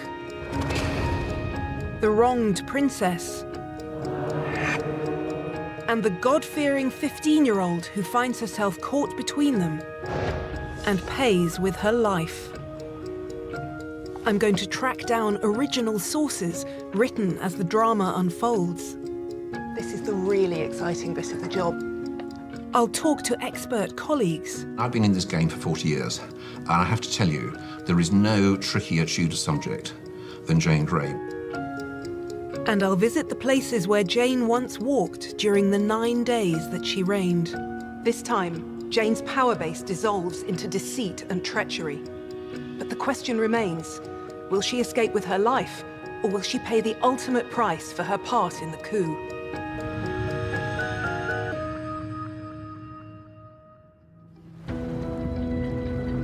Jane Grey wakes on the morning of the 17th of July, 1553, 8 days into her reign. She has taken personal charge of the keys to the Tower of London. She's locked her own supporters inside the tower with her. Many believe that the end is approaching. We're entering the final chapter of a story that began several months earlier. The men who surrounded the dying son of Henry VIII have staged a coup. They've blocked Mary Tudor, Henry's eldest daughter, from the succession and put her cousin Jane onto the throne. Lady Jane Grey was a teenager in the royal court. Now she's Queen Jane of England. But Mary has fought back, and she's proving popular. Out in East Anglia, at her castle at Framlingham, Mary has assembled an army of local landowners and tenant farmers. It becomes apparent that the common mood of the realm is pro-Marian. Noblemen discovered that their tenants were refusing to fight for them. And just as a king needed his nobles to fight for him, nobles needed their tenants to fight for them. That's how it all worked. Even some of Jane's closest advisors, men from her Privy Council, have been talking of abandoning her. Jane learned of this and commanded that they be locked into the tower and the keys turned over to her personally. Very assertive move on her part. 2 days ago, Mary was the underdog, but now the tables have turned.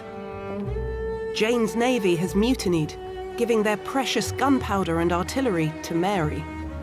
This was a massive coup because, you know, these are ships that have been sent on behalf of Lady Jane, essentially representing the government at that point, and they've declared for the rank outsider, as it were, Mary.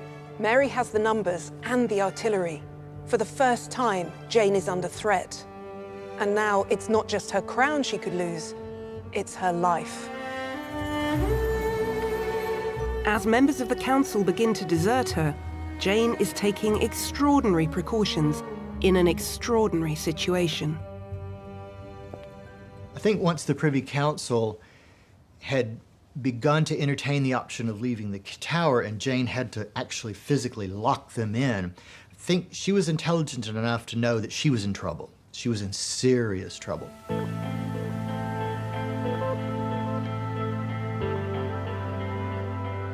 The same morning as Jane wakes in the tower, the Duke of Northumberland rises in Cambridge, where he's camped at the head of his army.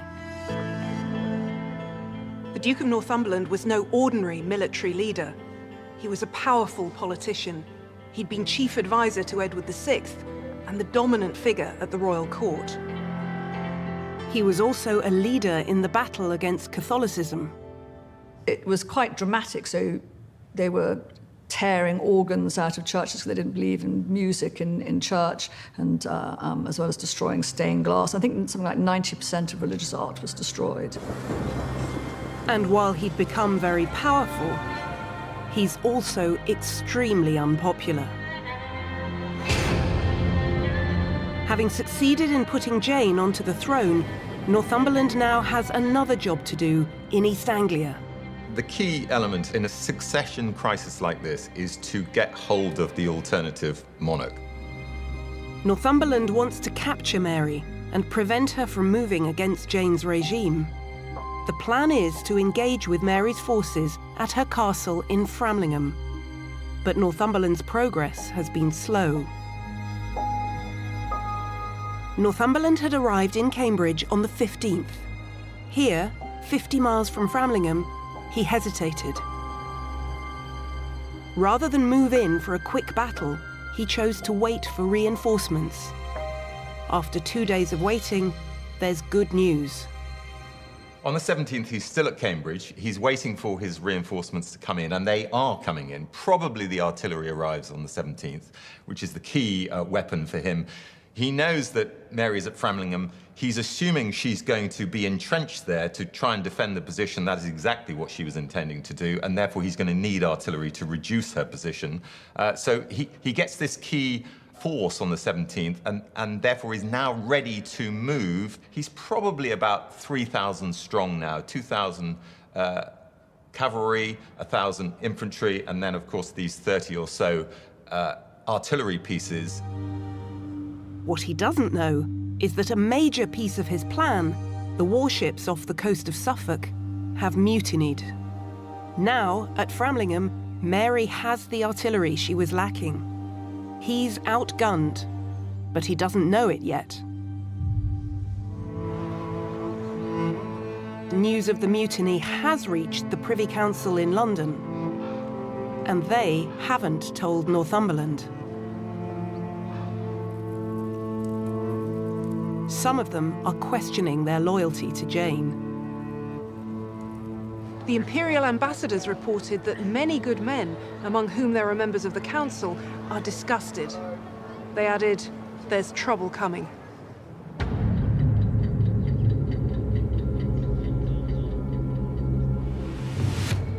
Not knowing what's going on in London, Northumberland begins to position his men, ready for battle against Mary. He begins to move, finally, towards Framlingham, pretty much due east on the morning of the 18th. The force breaks down probably 2-1 in terms of cavalry, but cavalry were the most dominant force on the battlefield at that time anyway, so that was a good thing. It's not a massive army, but these are pretty reliable soldiers, probably better trained in his mind than anything that Mary will have to tackle him with, and therefore it's enough for the job. Inside the fortress of the Tower of London, the Privy Council is receiving a steady stream of worrying reports, including one message with chilling implications. Sir Edmund Peckham, Treasurer of the Mint, is missing. No one knows for sure where he is, but rumours are flying. Reports say that he's helped assemble forces from Oxfordshire, Buckinghamshire, Berkshire and Middlesex. And they're not for Jane, but for Mary. If the rumours are true, Peckham has mustered 10,000 men, and they're ready to march on London to depose Jane. She immediately begins writing to powerful landowners for help.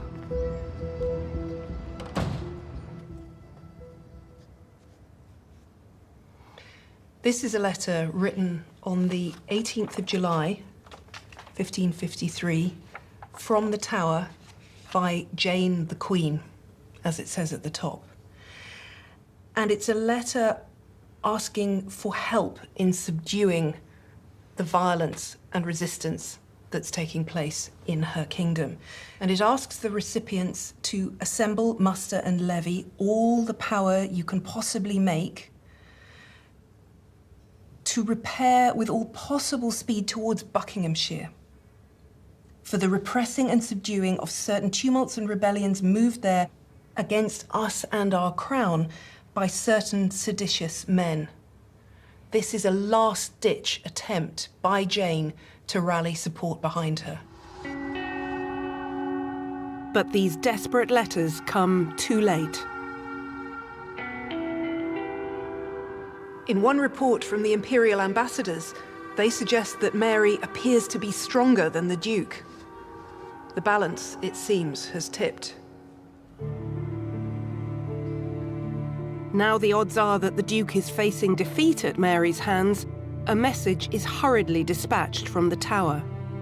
The Duke is poised for the last push to Framlingham when the letter arrives.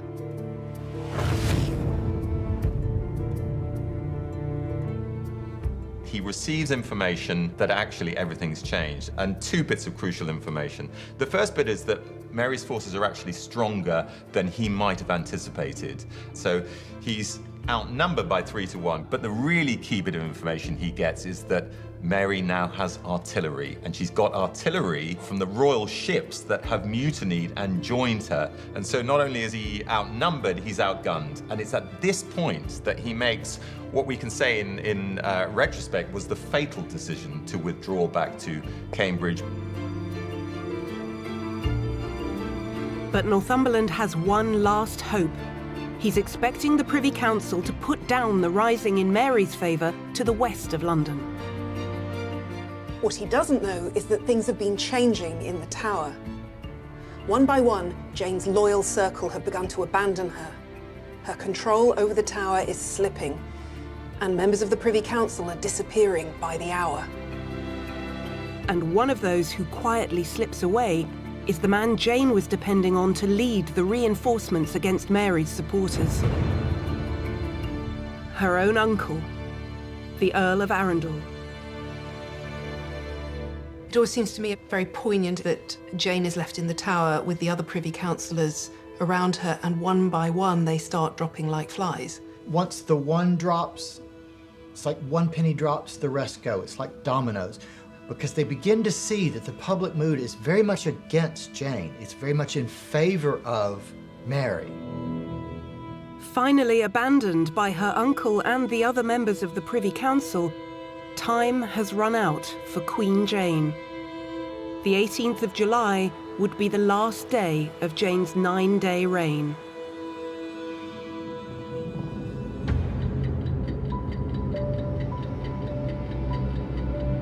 By the morning of the 19th of July, only those closest to Jane remain with her in the Tower of London,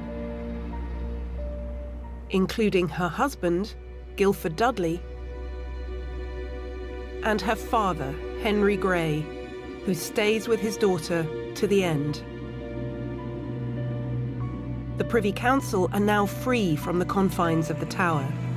They've been quick to abandon Jane in her hour of need. These members of the council were a mix. You have both Protestants and Catholics. You have the Earl of Arundel, who was a Catholic, and he had supported Jane, but we presume that that was for monetary reasons, but then he fell back on his religious alliance and shifted to Mary. Paulette, he was an older man who had been raised in the Catholic faith, had converted to Protestantism, so he too began to shift back. And the Earl of Huntingdon did so as well, but if Huntingdon were to support Queen Mary, that could give him a leg up in his own home power base. They now risked being seen as traitors by both rival queens. A crisis meeting was called at Baynard's Castle on the banks of the Thames. The council gathered, and Arundel put together an argument that might just absolve them of blame. Arundel makes the case for the innocence of the assembled men. And the man they make the scapegoat is the one man who isn't there. It was time to speak against the Duke of Northumberland. Arundel's words have been reported many times, and every report differs. But one version from the papal envoy Commendone has him describing the Duke as a man unhampered by scruples. He addressed the Privy Council, saying, "My conscience was burdened with remorse, considering how the rights of my Lady Mary, true heir to this crown, were usurped, and that we have been robbed of that liberty which we have enjoyed so long under the rule of our legitimate kings. I believe that you know well enough the ways and means that the Duke is using, and that he is not moved either by zeal of the public welfare, nor of the religion, but only by the ambition to rule." The Privy Council has a choice to make. They need to survive with their lives and fortunes intact. The Privy Council came to their conclusion. The true queen was Mary. It's a decisive moment. Decisive for the future of the Privy Council, decisive for the country, decisive for Jane. The council had put Jane on the throne, and now they abandon her and declare for Mary. For the council, the most important thing is to get the news to Mary and secure their futures as best they can. As the Earl of Arundel set out on a fast horse through the streets of the capital, on the road to Mary at Framlingham, the rest of the Privy Council headed for Cheapside to tell the people their decision. Big crowds had assembled, waiting to hear what the councillors have to say. When they broke the news, the city erupted in celebrations. There were bonfires without number, and people singing in the street for joy.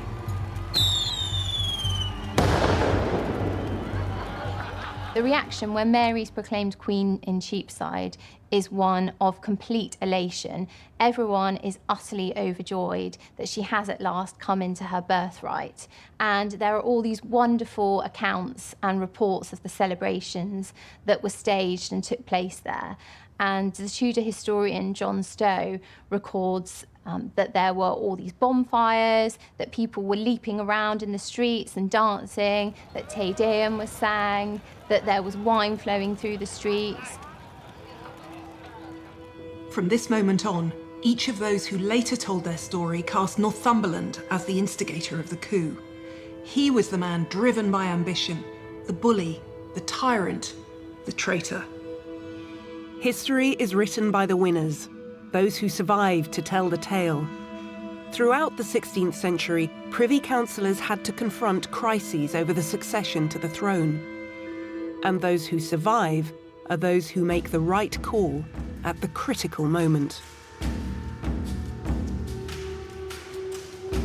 Messengers from the Privy Council in Baynard's Castle are sent to the Tower to pass on the news that the Council have switched sides and Jane can no longer hold on to power. How did Jane in the Tower find out that her reign was over? Well, the Privy Council sent a military force to tell her father that Jane was no longer queen and that Mary had been proclaimed. They weren't sure how Henry Grey would react, but when this force arrived, he simply said, "I am just one man." There was nothing he could do to defend his daughter's rights as queen any longer. And he went to tell her that she was no longer queen.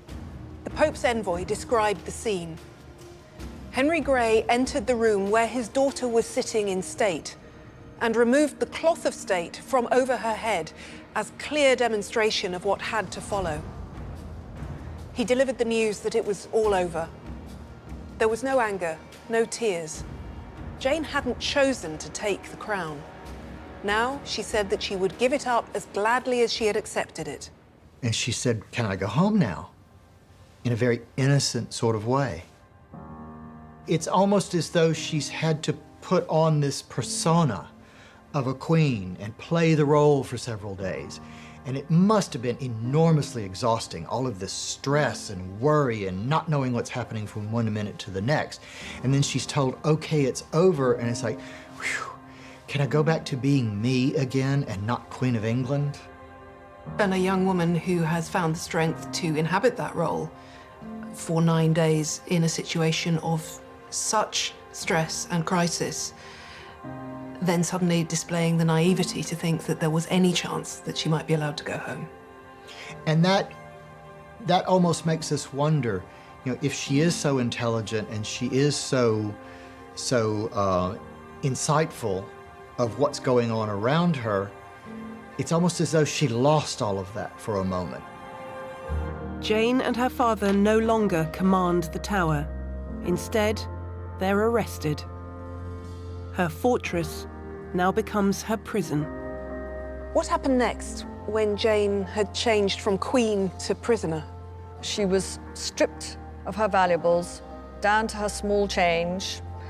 She was then escorted from the royal apartments to this small house on Tower Green, which belonged to the gentleman jailer, Nathaniel Partridge. The house is still within the confines of the Tower, but very different accommodation. Yes, it's a world away in terms of status. In one, she would sit on essentially what was a throne under a canopy of state in great rooms hung with tapestries as a queen. And now she was appropriately in a small house as simply Lady Jane Dudley, the wife of a commoner. When the news reaches Northumberland in Cambridge, he knows he's facing a traitor's death. Fox's Book of Martyrs, A Protestant History, describes a man in crisis. In desperation, he proclaims Mary Queen, and so laughed that the tears ran down his cheeks for grief. The Duke of Northumberland had not been born to high office. He'd fought his way to the top. He'd come so close to making Jane Queen and his own son, Guilford, king. And now, it's all over.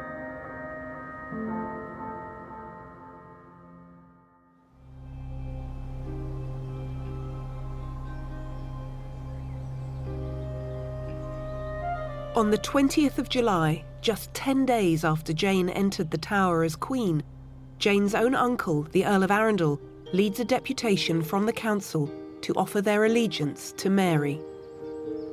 The Earl, once one of Northumberland's closest allies, denounces the Duke and delivers the news that the Privy Council have abandoned Jane's cause and have proclaimed Mary Queen on the streets of the capital. What happened when the Earl of Arundel and his colleagues arrived at Framlingham to tell Mary that they'd changed sides? Well, one of the first things they did was to beg for her pardon. And the imperial ambassadors describe how they went on their knees and they pointed a dagger at their own stomachs to demonstrate that they deserved death, but they were nevertheless asking her, out of her royal mercy, to grant them pardon. And did Mary forgive them?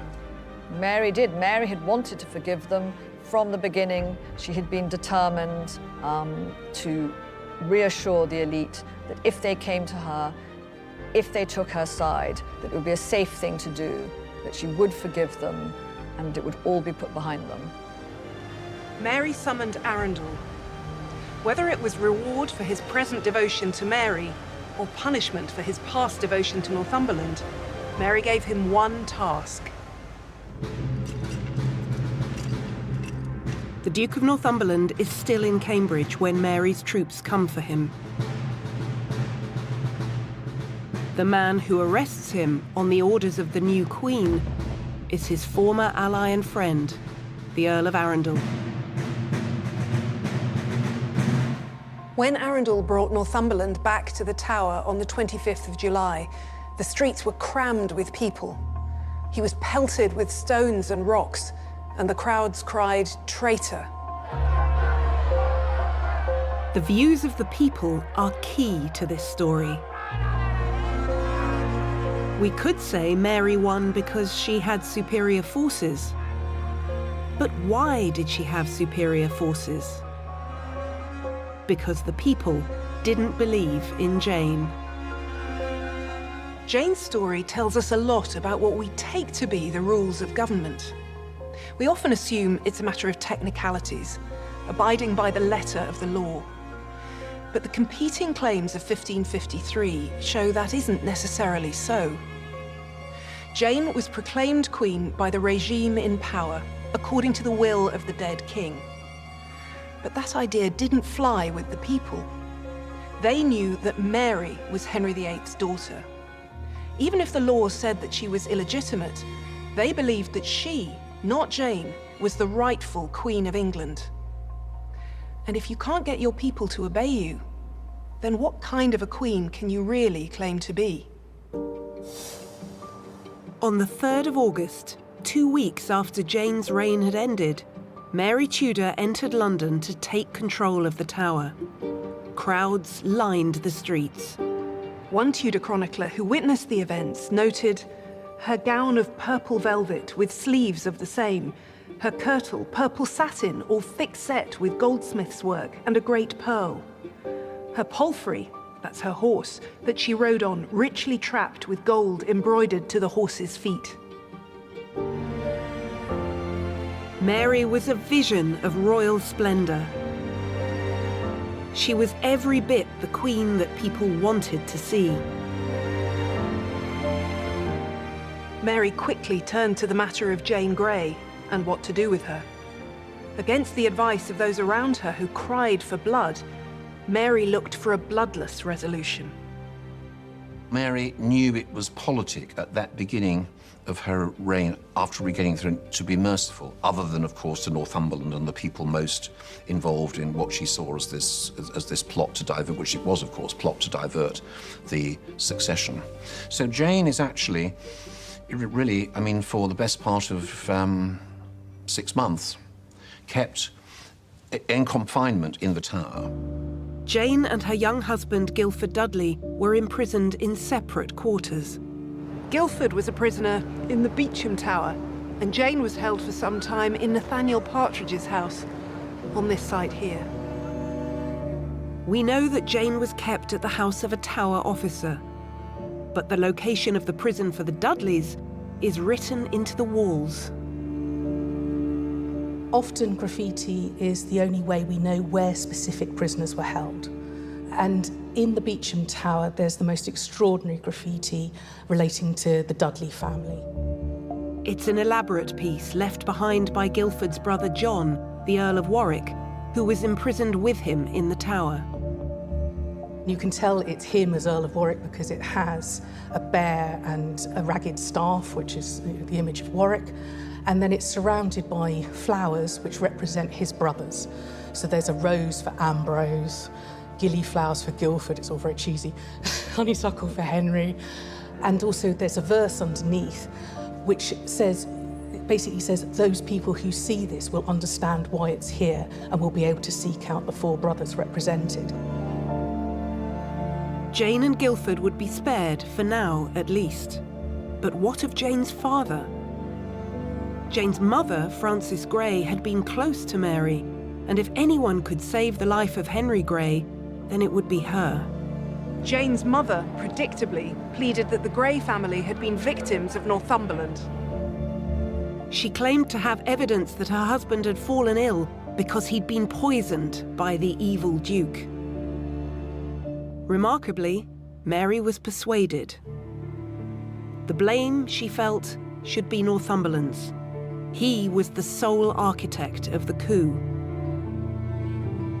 The ultimate crime of treason was his, and his alone.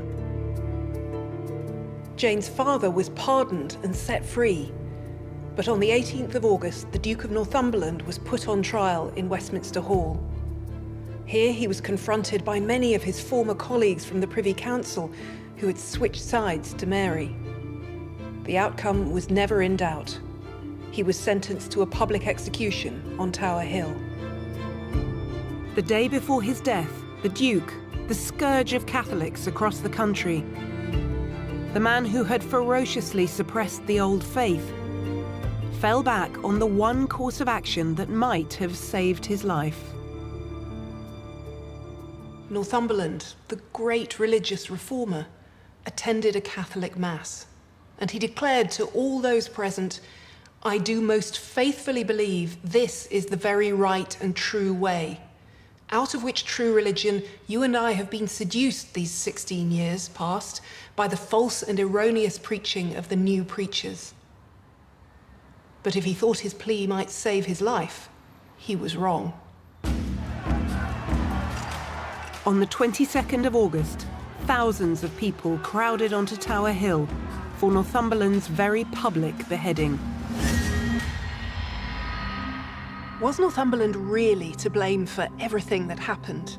Was he alone responsible for the coup, or was he a convenient scapegoat for others who wanted to distance themselves from the events of July 1553? I think that's the big question, isn't it? That's what's been debated for almost 500 years. Was he this sort of scheming Machiavellian who takes this poor, innocent young girl and places her on the throne? Or was he a genuinely sort of caring person who cared about his country, cared about his family, was educated and talented?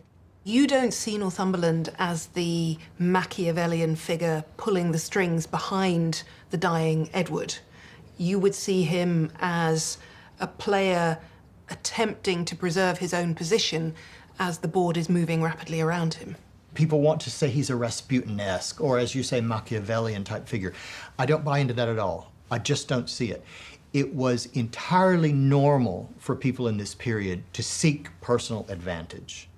And that he did so, he was simply reflecting the culture in which he lived. He was doing what everyone else around him did.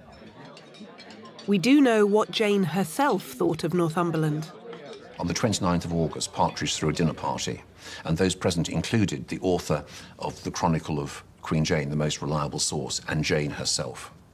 And in the course of that dinner, well, they must have clearly been reflecting on, the general situation and what had happened. Jane suddenly denounces Northumberland and says that he was the source of all her and her family's troubles, and the reason for this was Northumberland's exceeding ambition. Jane remained in the house of Nathaniel Partridge for several months. And during this time, there was growing tension between Mary, who wanted to save Jane, and those around her who were calling for Jane's death. A trial was inevitable. On the 13th of November, Jane was led out of the tower. It was the first time she'd left the fortress since she'd entered it as queen in early July. Now she walked through the streets, a single mile to the Guildhall, where she faced a public trial. Jane could have been tried in Westminster Hall and taken by water privately on a barge, but instead of this, she was processed through the streets on foot. A treason trial at this period was not a trial in the way we understand it. It wasn't about discovering guilt or innocence. It was essentially a morality play, and this morality play was a demonstration of Jane's guilt. She was dressed very dramatically, entirely in black, and she had hanging from her belt a prayer book. She was setting herself up as an example of Protestant piety. Jane was tried alongside her husband, Guilford. The trial opens with a Catholic liturgy, which Jane must have found extremely irritating and upsetting. Nevertheless, she listens calmly to the accusations laid against her of treason, which include her signing her documents as Jane the Queen, and she pleads guilty to treason, as does her husband, Guilford, who is on trial with her.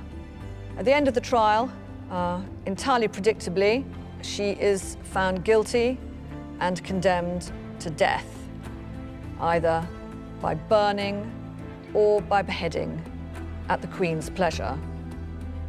Guilford is to be hanged, drawn, and quartered. But was Jane guilty? She was a teenage girl who'd played no part in planning to take the throne. Was Jane an innocent victim? Depends on how you define innocent. In purely legal terms, probably not, because she did actively participate in the events of her reign. She asserted herself and refused to make Guilford king. She willingly signed documents, repeatedly, numerous documents. She took the action of locking her privy councillors into the tower. All of those are very positive moves on her part to assert herself as monarch. So legally, no, she's not innocent. But in an extraordinary act of leniency, Mary suspended Jane's sentence. She continued to resist those around her who wanted Jane dead. Mary's somebody actually who, particularly at this stage of her reign, is generous. She's merciful. She's also very pragmatic because she knows it'll actually be rather wise to build up as much support as possible by being lenient where she can. Mary needs to bring people together, not divide them, to consign the crisis to history as quickly as she can. It's well within Mary's character that because Jane was family, even despite all that had happened, she could have brought her into her court and rehabilitated her. She did rehabilitate various other young women. It's perfectly possible. But unlike the Duke of Northumberland, Jane was not prepared to change her faith at any price. She was the sort of person we might recognize today. She's a sort of teenage religious ideologue who's prepared to die for her religious cause. Jane had one way of reaching the outside world. As a child, she had been schooled in writing letters, a skill that had traditionally been a male preserve. Women are able to, because they're able to write, are able to express themselves on paper. These are privy and powerful communications. You know, letters here are a sort of a political tool. As Queen, Jane had signed letters prepared by professional scribes. Now she put her own skills to work and gave full vent to her faith with no concern for the consequences. She hears that Mary has re-legalised the Catholic Mass. So the Catholic Mass can be said again in England. Jane violently disapproves of Catholic Mass. She describes it as a sort of form of satanic cannibalism.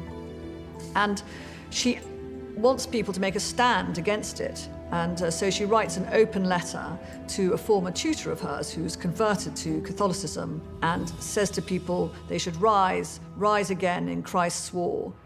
At the very moment when Jane needs to be appealing to Mary, as her life hangs in the balance, the writing of this letter is remarkable. It's a very forceful letter full of extremely strong language, even name-calling, telling this person that he's going to become, the spawn of Satan if he doesn't recant and come back to Protestantism, etc., violating all sorts of social norms. I mean, she's speaking to, this is a young girl speaking to a man. This is a young person speaking to an older person. This is a student speaking to her former teacher. And in each of those roles, she's reversed it and become the authority, the teacher, the parent, the guide. I mean, she may not literally have meant, go out, put on your suit of armour and chop off Mary Tudor's head, but not that far from it, really. The extraordinary thing is that Mary overlooks this letter. Even now, she won't sign Jane's death warrant. But Jane is left languishing in the Tower of London, isolated from the world. The process of wiping away the pictures and records of Jane the Queen begins. And after all this time looking for traces of Jane, I still don't know what she looks like. We live in an era today of visual media. Visual images are around us everywhere. And we want to see what these people look like. And unfortunately, we don't have a reliable, authentic, documentable portrait of Jane Grey. Jane almost seems to be a ghost slipping through our fingers. What are the options for the possible images that we might look at to try to see Jane's face? There's really only one at the moment that gives us reasonably reliable indication of her appearance, and that's a portrait at Sion House. If there were ever more paintings of Jane, then it's possible they were destroyed as she awaited execution, condemned as a traitor. Traitors, people who've had their heads chopped off, pictures of them don't survive because, if you've got a traitor in the family, you don't want to boast about it. You don't want to say Great Aunt Maud when it was a traitor, at least not when you're living during the Tudor era. The Sion picture, long said to be Jane Grey, was analysed in 2013 by experts able to date the wood it was painted on. It was painted 50 years after she died, but we do know that it was commissioned by someone who had actually known Jane.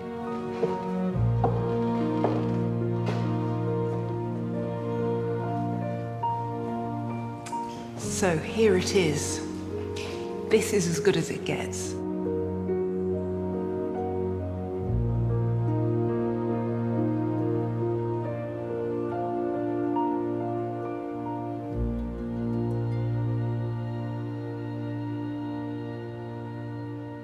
Now Jane was out of sight, she was out of mind. The new Queen, Mary, was focused on her own future. She had announced her intention to marry Philip of Spain, who was Catholic and a foreigner, and on both counts caused her people unease. For the 4 months that Jane had been imprisoned, Mary had also been working to undo her brother's Protestant reforms. Proclamations were amended and laws reversed. The Mass and the Old Prayer Book were reintroduced, and Catholicism, with all of its ritual, returned. Jane glimpsed the world through narrow windows and conversations with the few who still came to visit, including her father, Henry Grey. But while she was in prison, another plot was being hatched. In January 1554, Thomas Wyatt, a Protestant gentleman, raised 4,000 men to march on London to remove Mary from the throne.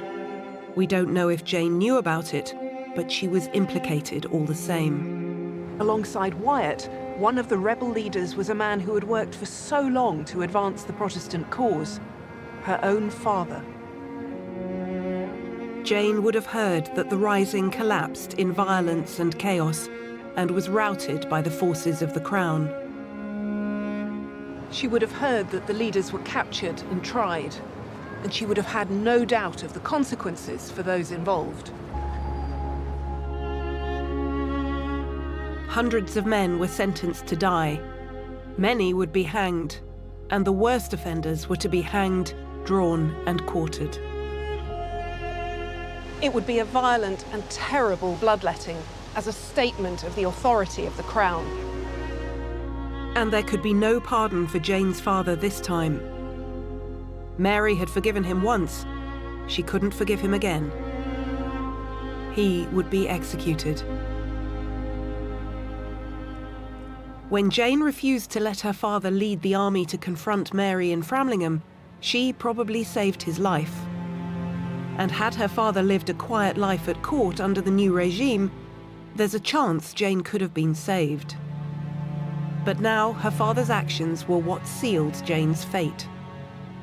While she was alive, she became a symbol, a rallying point for rebel Protestants. Mary couldn't let her live. Mary signed the death warrant for Northumberland's son Guilford, and for Jane too. The executions would take place in 5 days' time. And for Jane's father, perhaps the greatest punishment of all, he would live long enough to know his daughter had been beheaded. Jane would die on the same day as her husband, Guilford before Jane.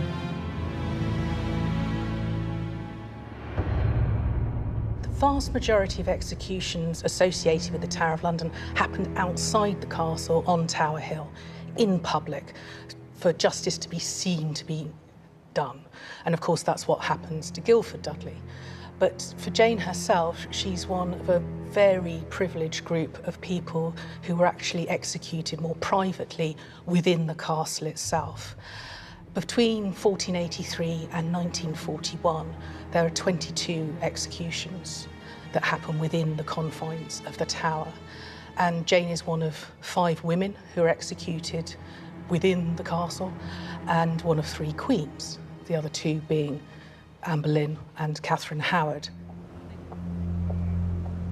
There is an account of Jane's private execution, which is the most reliable description of this infamous event. It's in the Chronicle of Queen Jane, written by someone who was present inside the Tower.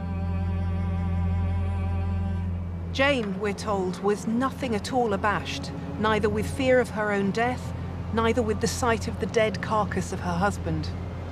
She came forth, the lieutenant leading her, in the same gown wherein she was arraigned, neither her eyes anything moisted with tears, although her 2 gentlewomen, Mistress Elizabeth Tilney and Mistress Ellen, wonderfully wept. Jane carried a book in her hand, whereon she prayed all the way till she came to the said scaffold. Another source says that she conducted herself at her execution with the greatest fortitude and godliness.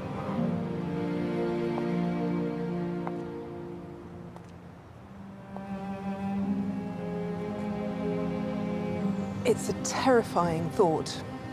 Jane had to walk out here, lay her head on the block, and wait for the blade. When we talk about Tudor history, we use words like beheading without thinking too much about them. But Jane's death was a moment of horror.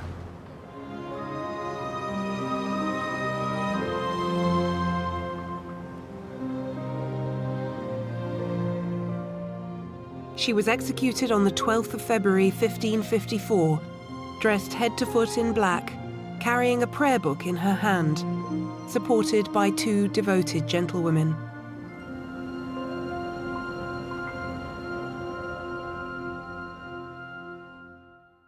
It may be the end of Jane's life, but this is where the enduring fascination with the 9 Days Queen begins. The story of how this young woman met her death has been repeated throughout history, and in the process, her execution has become shrouded in myth. There's another famous description of her execution. It's an account published in the weeks after Jane's death by an underground Protestant press. In other words, by someone who had an interest in making Jane a perfect Protestant martyr. It describes her last moments in heart-rending detail. "Shall I say this psalm?" And he said yes. Then she said the psalm of Miserere mei Deus, in English, in most devout manner to the end. Then she stood up and gave her maid, Mistress Tilney, her gloves and handkerchief, and her book to Master Thomas Bridges, the lieutenant's brother. Then the hangman kneeled down and asked her forgiveness, whom she forgave most willingly. Then he willed her to stand upon the straw, which doing, she saw the block. Then she said, "I pray thee, dispatch me quickly." Then she kneeled down, saying, "Will you take it off before I lay me down?" And the hangman answered her, "No, madam." She tied the handkerchief about her eyes, then, feeling for the block, said, "What shall I do? Where is it?" One of the standers-by guiding her thereunto, she laid her head down upon the block and stretched forth her body and said, "Lord, into thy hands I commend my spirit." And so she ended. It's full of pathos, but it's an example of how Jane's story has been embellished because it was added in to the eyewitness chronicle of Queen Jane when it was published in the 19th century. Now, when this was edited in 1850 by John Gough Nichols, who was a very distinguished historian, he altered the text. This is very, very hard to believe, but he added new text that he believed to have been written by the original chronicler that he had found elsewhere. They were texts that were circulating quite widely, even in the 16th century. But he added them for the extraordinary reason, and this is the thing about Jane Grey that you couldn't possibly have made up. He added it because he'd recently seen Paul Delaroche's painting.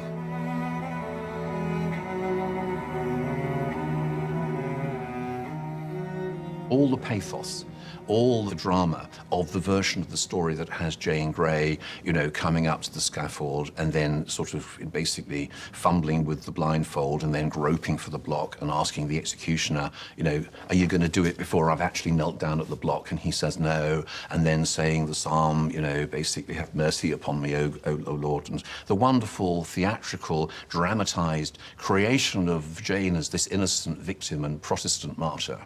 That is not in the chronicle of Jane Grey. The 19th century editor was inspired to include this description of Jane's execution in the otherwise eyewitness chronicle by one of the most popular portraits in the National Gallery. The execution of Lady Jane Grey was painted by the French artist Paul Delaroche over 250 years after Jane died.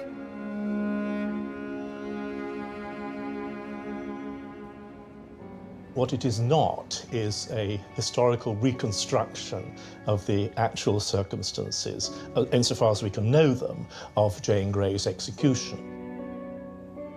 The painting was first shown in 1834, 30 years after the end of the French Revolution.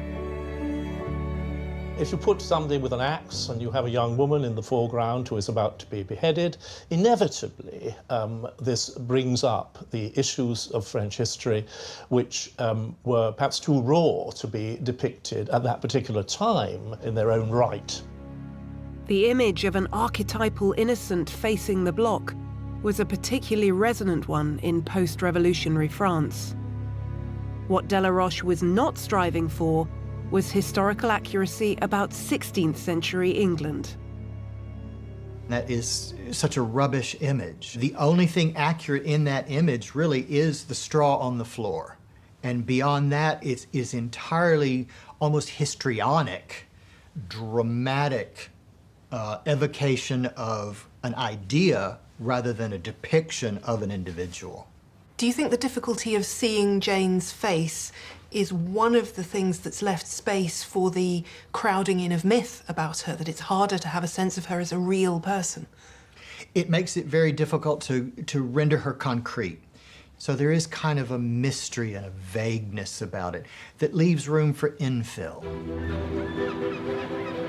At times, those gaps in the record have left room for complete invention. One of the best examples appears in The 9 Days Queen, written by Richard Davey and published in 1909. This is the book, and his source is a letter from a Genoese merchant called Baptist Spinola.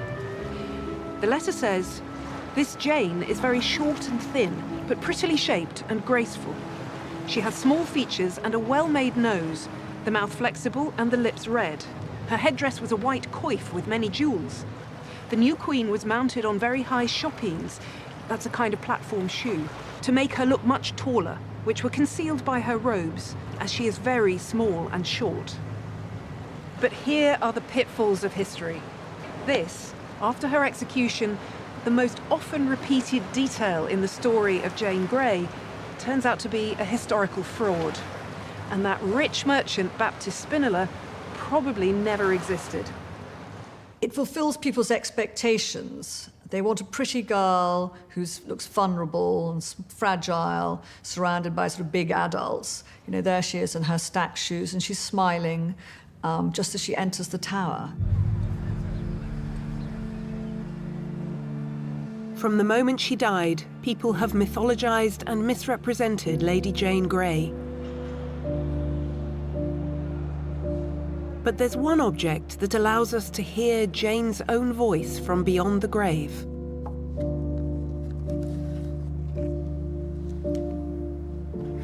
Her prayer book. So this is the book she actually carried onto the scaffold and handed over just before the blindfolding and the kneeling. It is, yes, yes. It's quite incredible, isn't it? What makes it even more special, one of the great treasures of the British Library, Jane wrote some messages in it. One is a heartfelt message to her father. She writes, "The Lord comfort your grace, and that in the word wherein all creatures can only be comforted.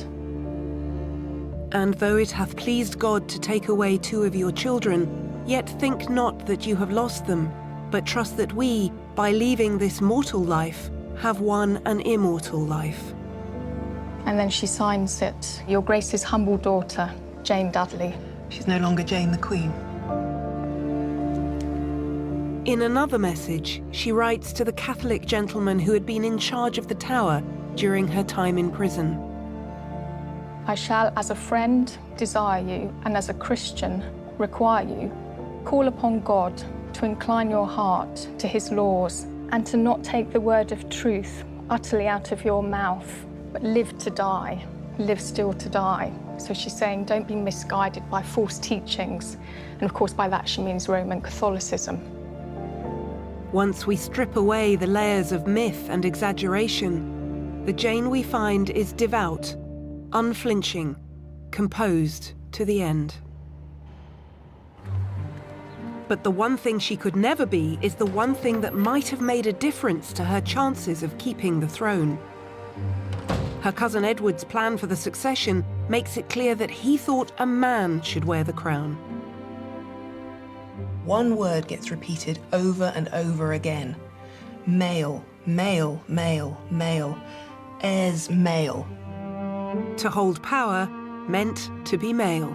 Women were considered to be creatures of emotion rather than of reason. Edward's plan had been to keep women off the throne for good. No one has yet looked at it as a gender issue as opposed to a pure political power religious issue. But as it turned out, Jane's 9-day reign was part of a critical moment in English history. She was overthrown by her female rival, Mary, who would rule England for 5 years. When Mary died, Elizabeth followed her onto the English throne. Another woman, another queen. Like Jane, she was a religious reformer. Unlike Jane, she ruled for 45 years. And Elizabeth learned a lot from Jane's brief reign. It's very important in the impact it has on Elizabeth. Why is she the Virgin Queen? Well, she saw what happened to Jane when Jane married Guilford Dudley, and how that helped undermine her position. She's seen how little she can trust the nobility, the Protestant nobility, who are supposed to be her chief backers. Elizabeth has seen how they can't be trusted, but how the ordinary people might help to save her. So Jane's 9 days do leave a legacy. But was she Lady Jane Grey or Queen Jane?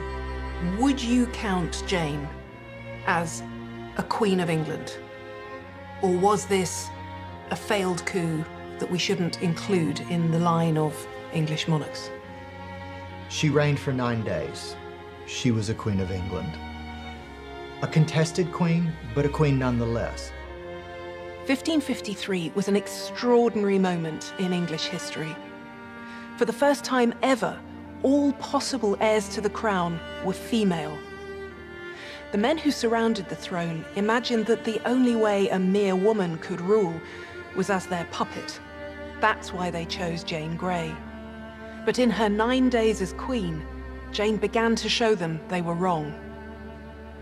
It was a lesson hammered home by her cousin and rival, Mary. And the example of these two women in the summer of 1553 demonstrated that a queen could rule without a man to control her if she had the support of England's people. We call her Lady Jane Grey, not Queen Jane, because we know how her story ended. But in reliving the drama of her 9-day reign, we're reminded just how close she came to ruling England and how different things could have been.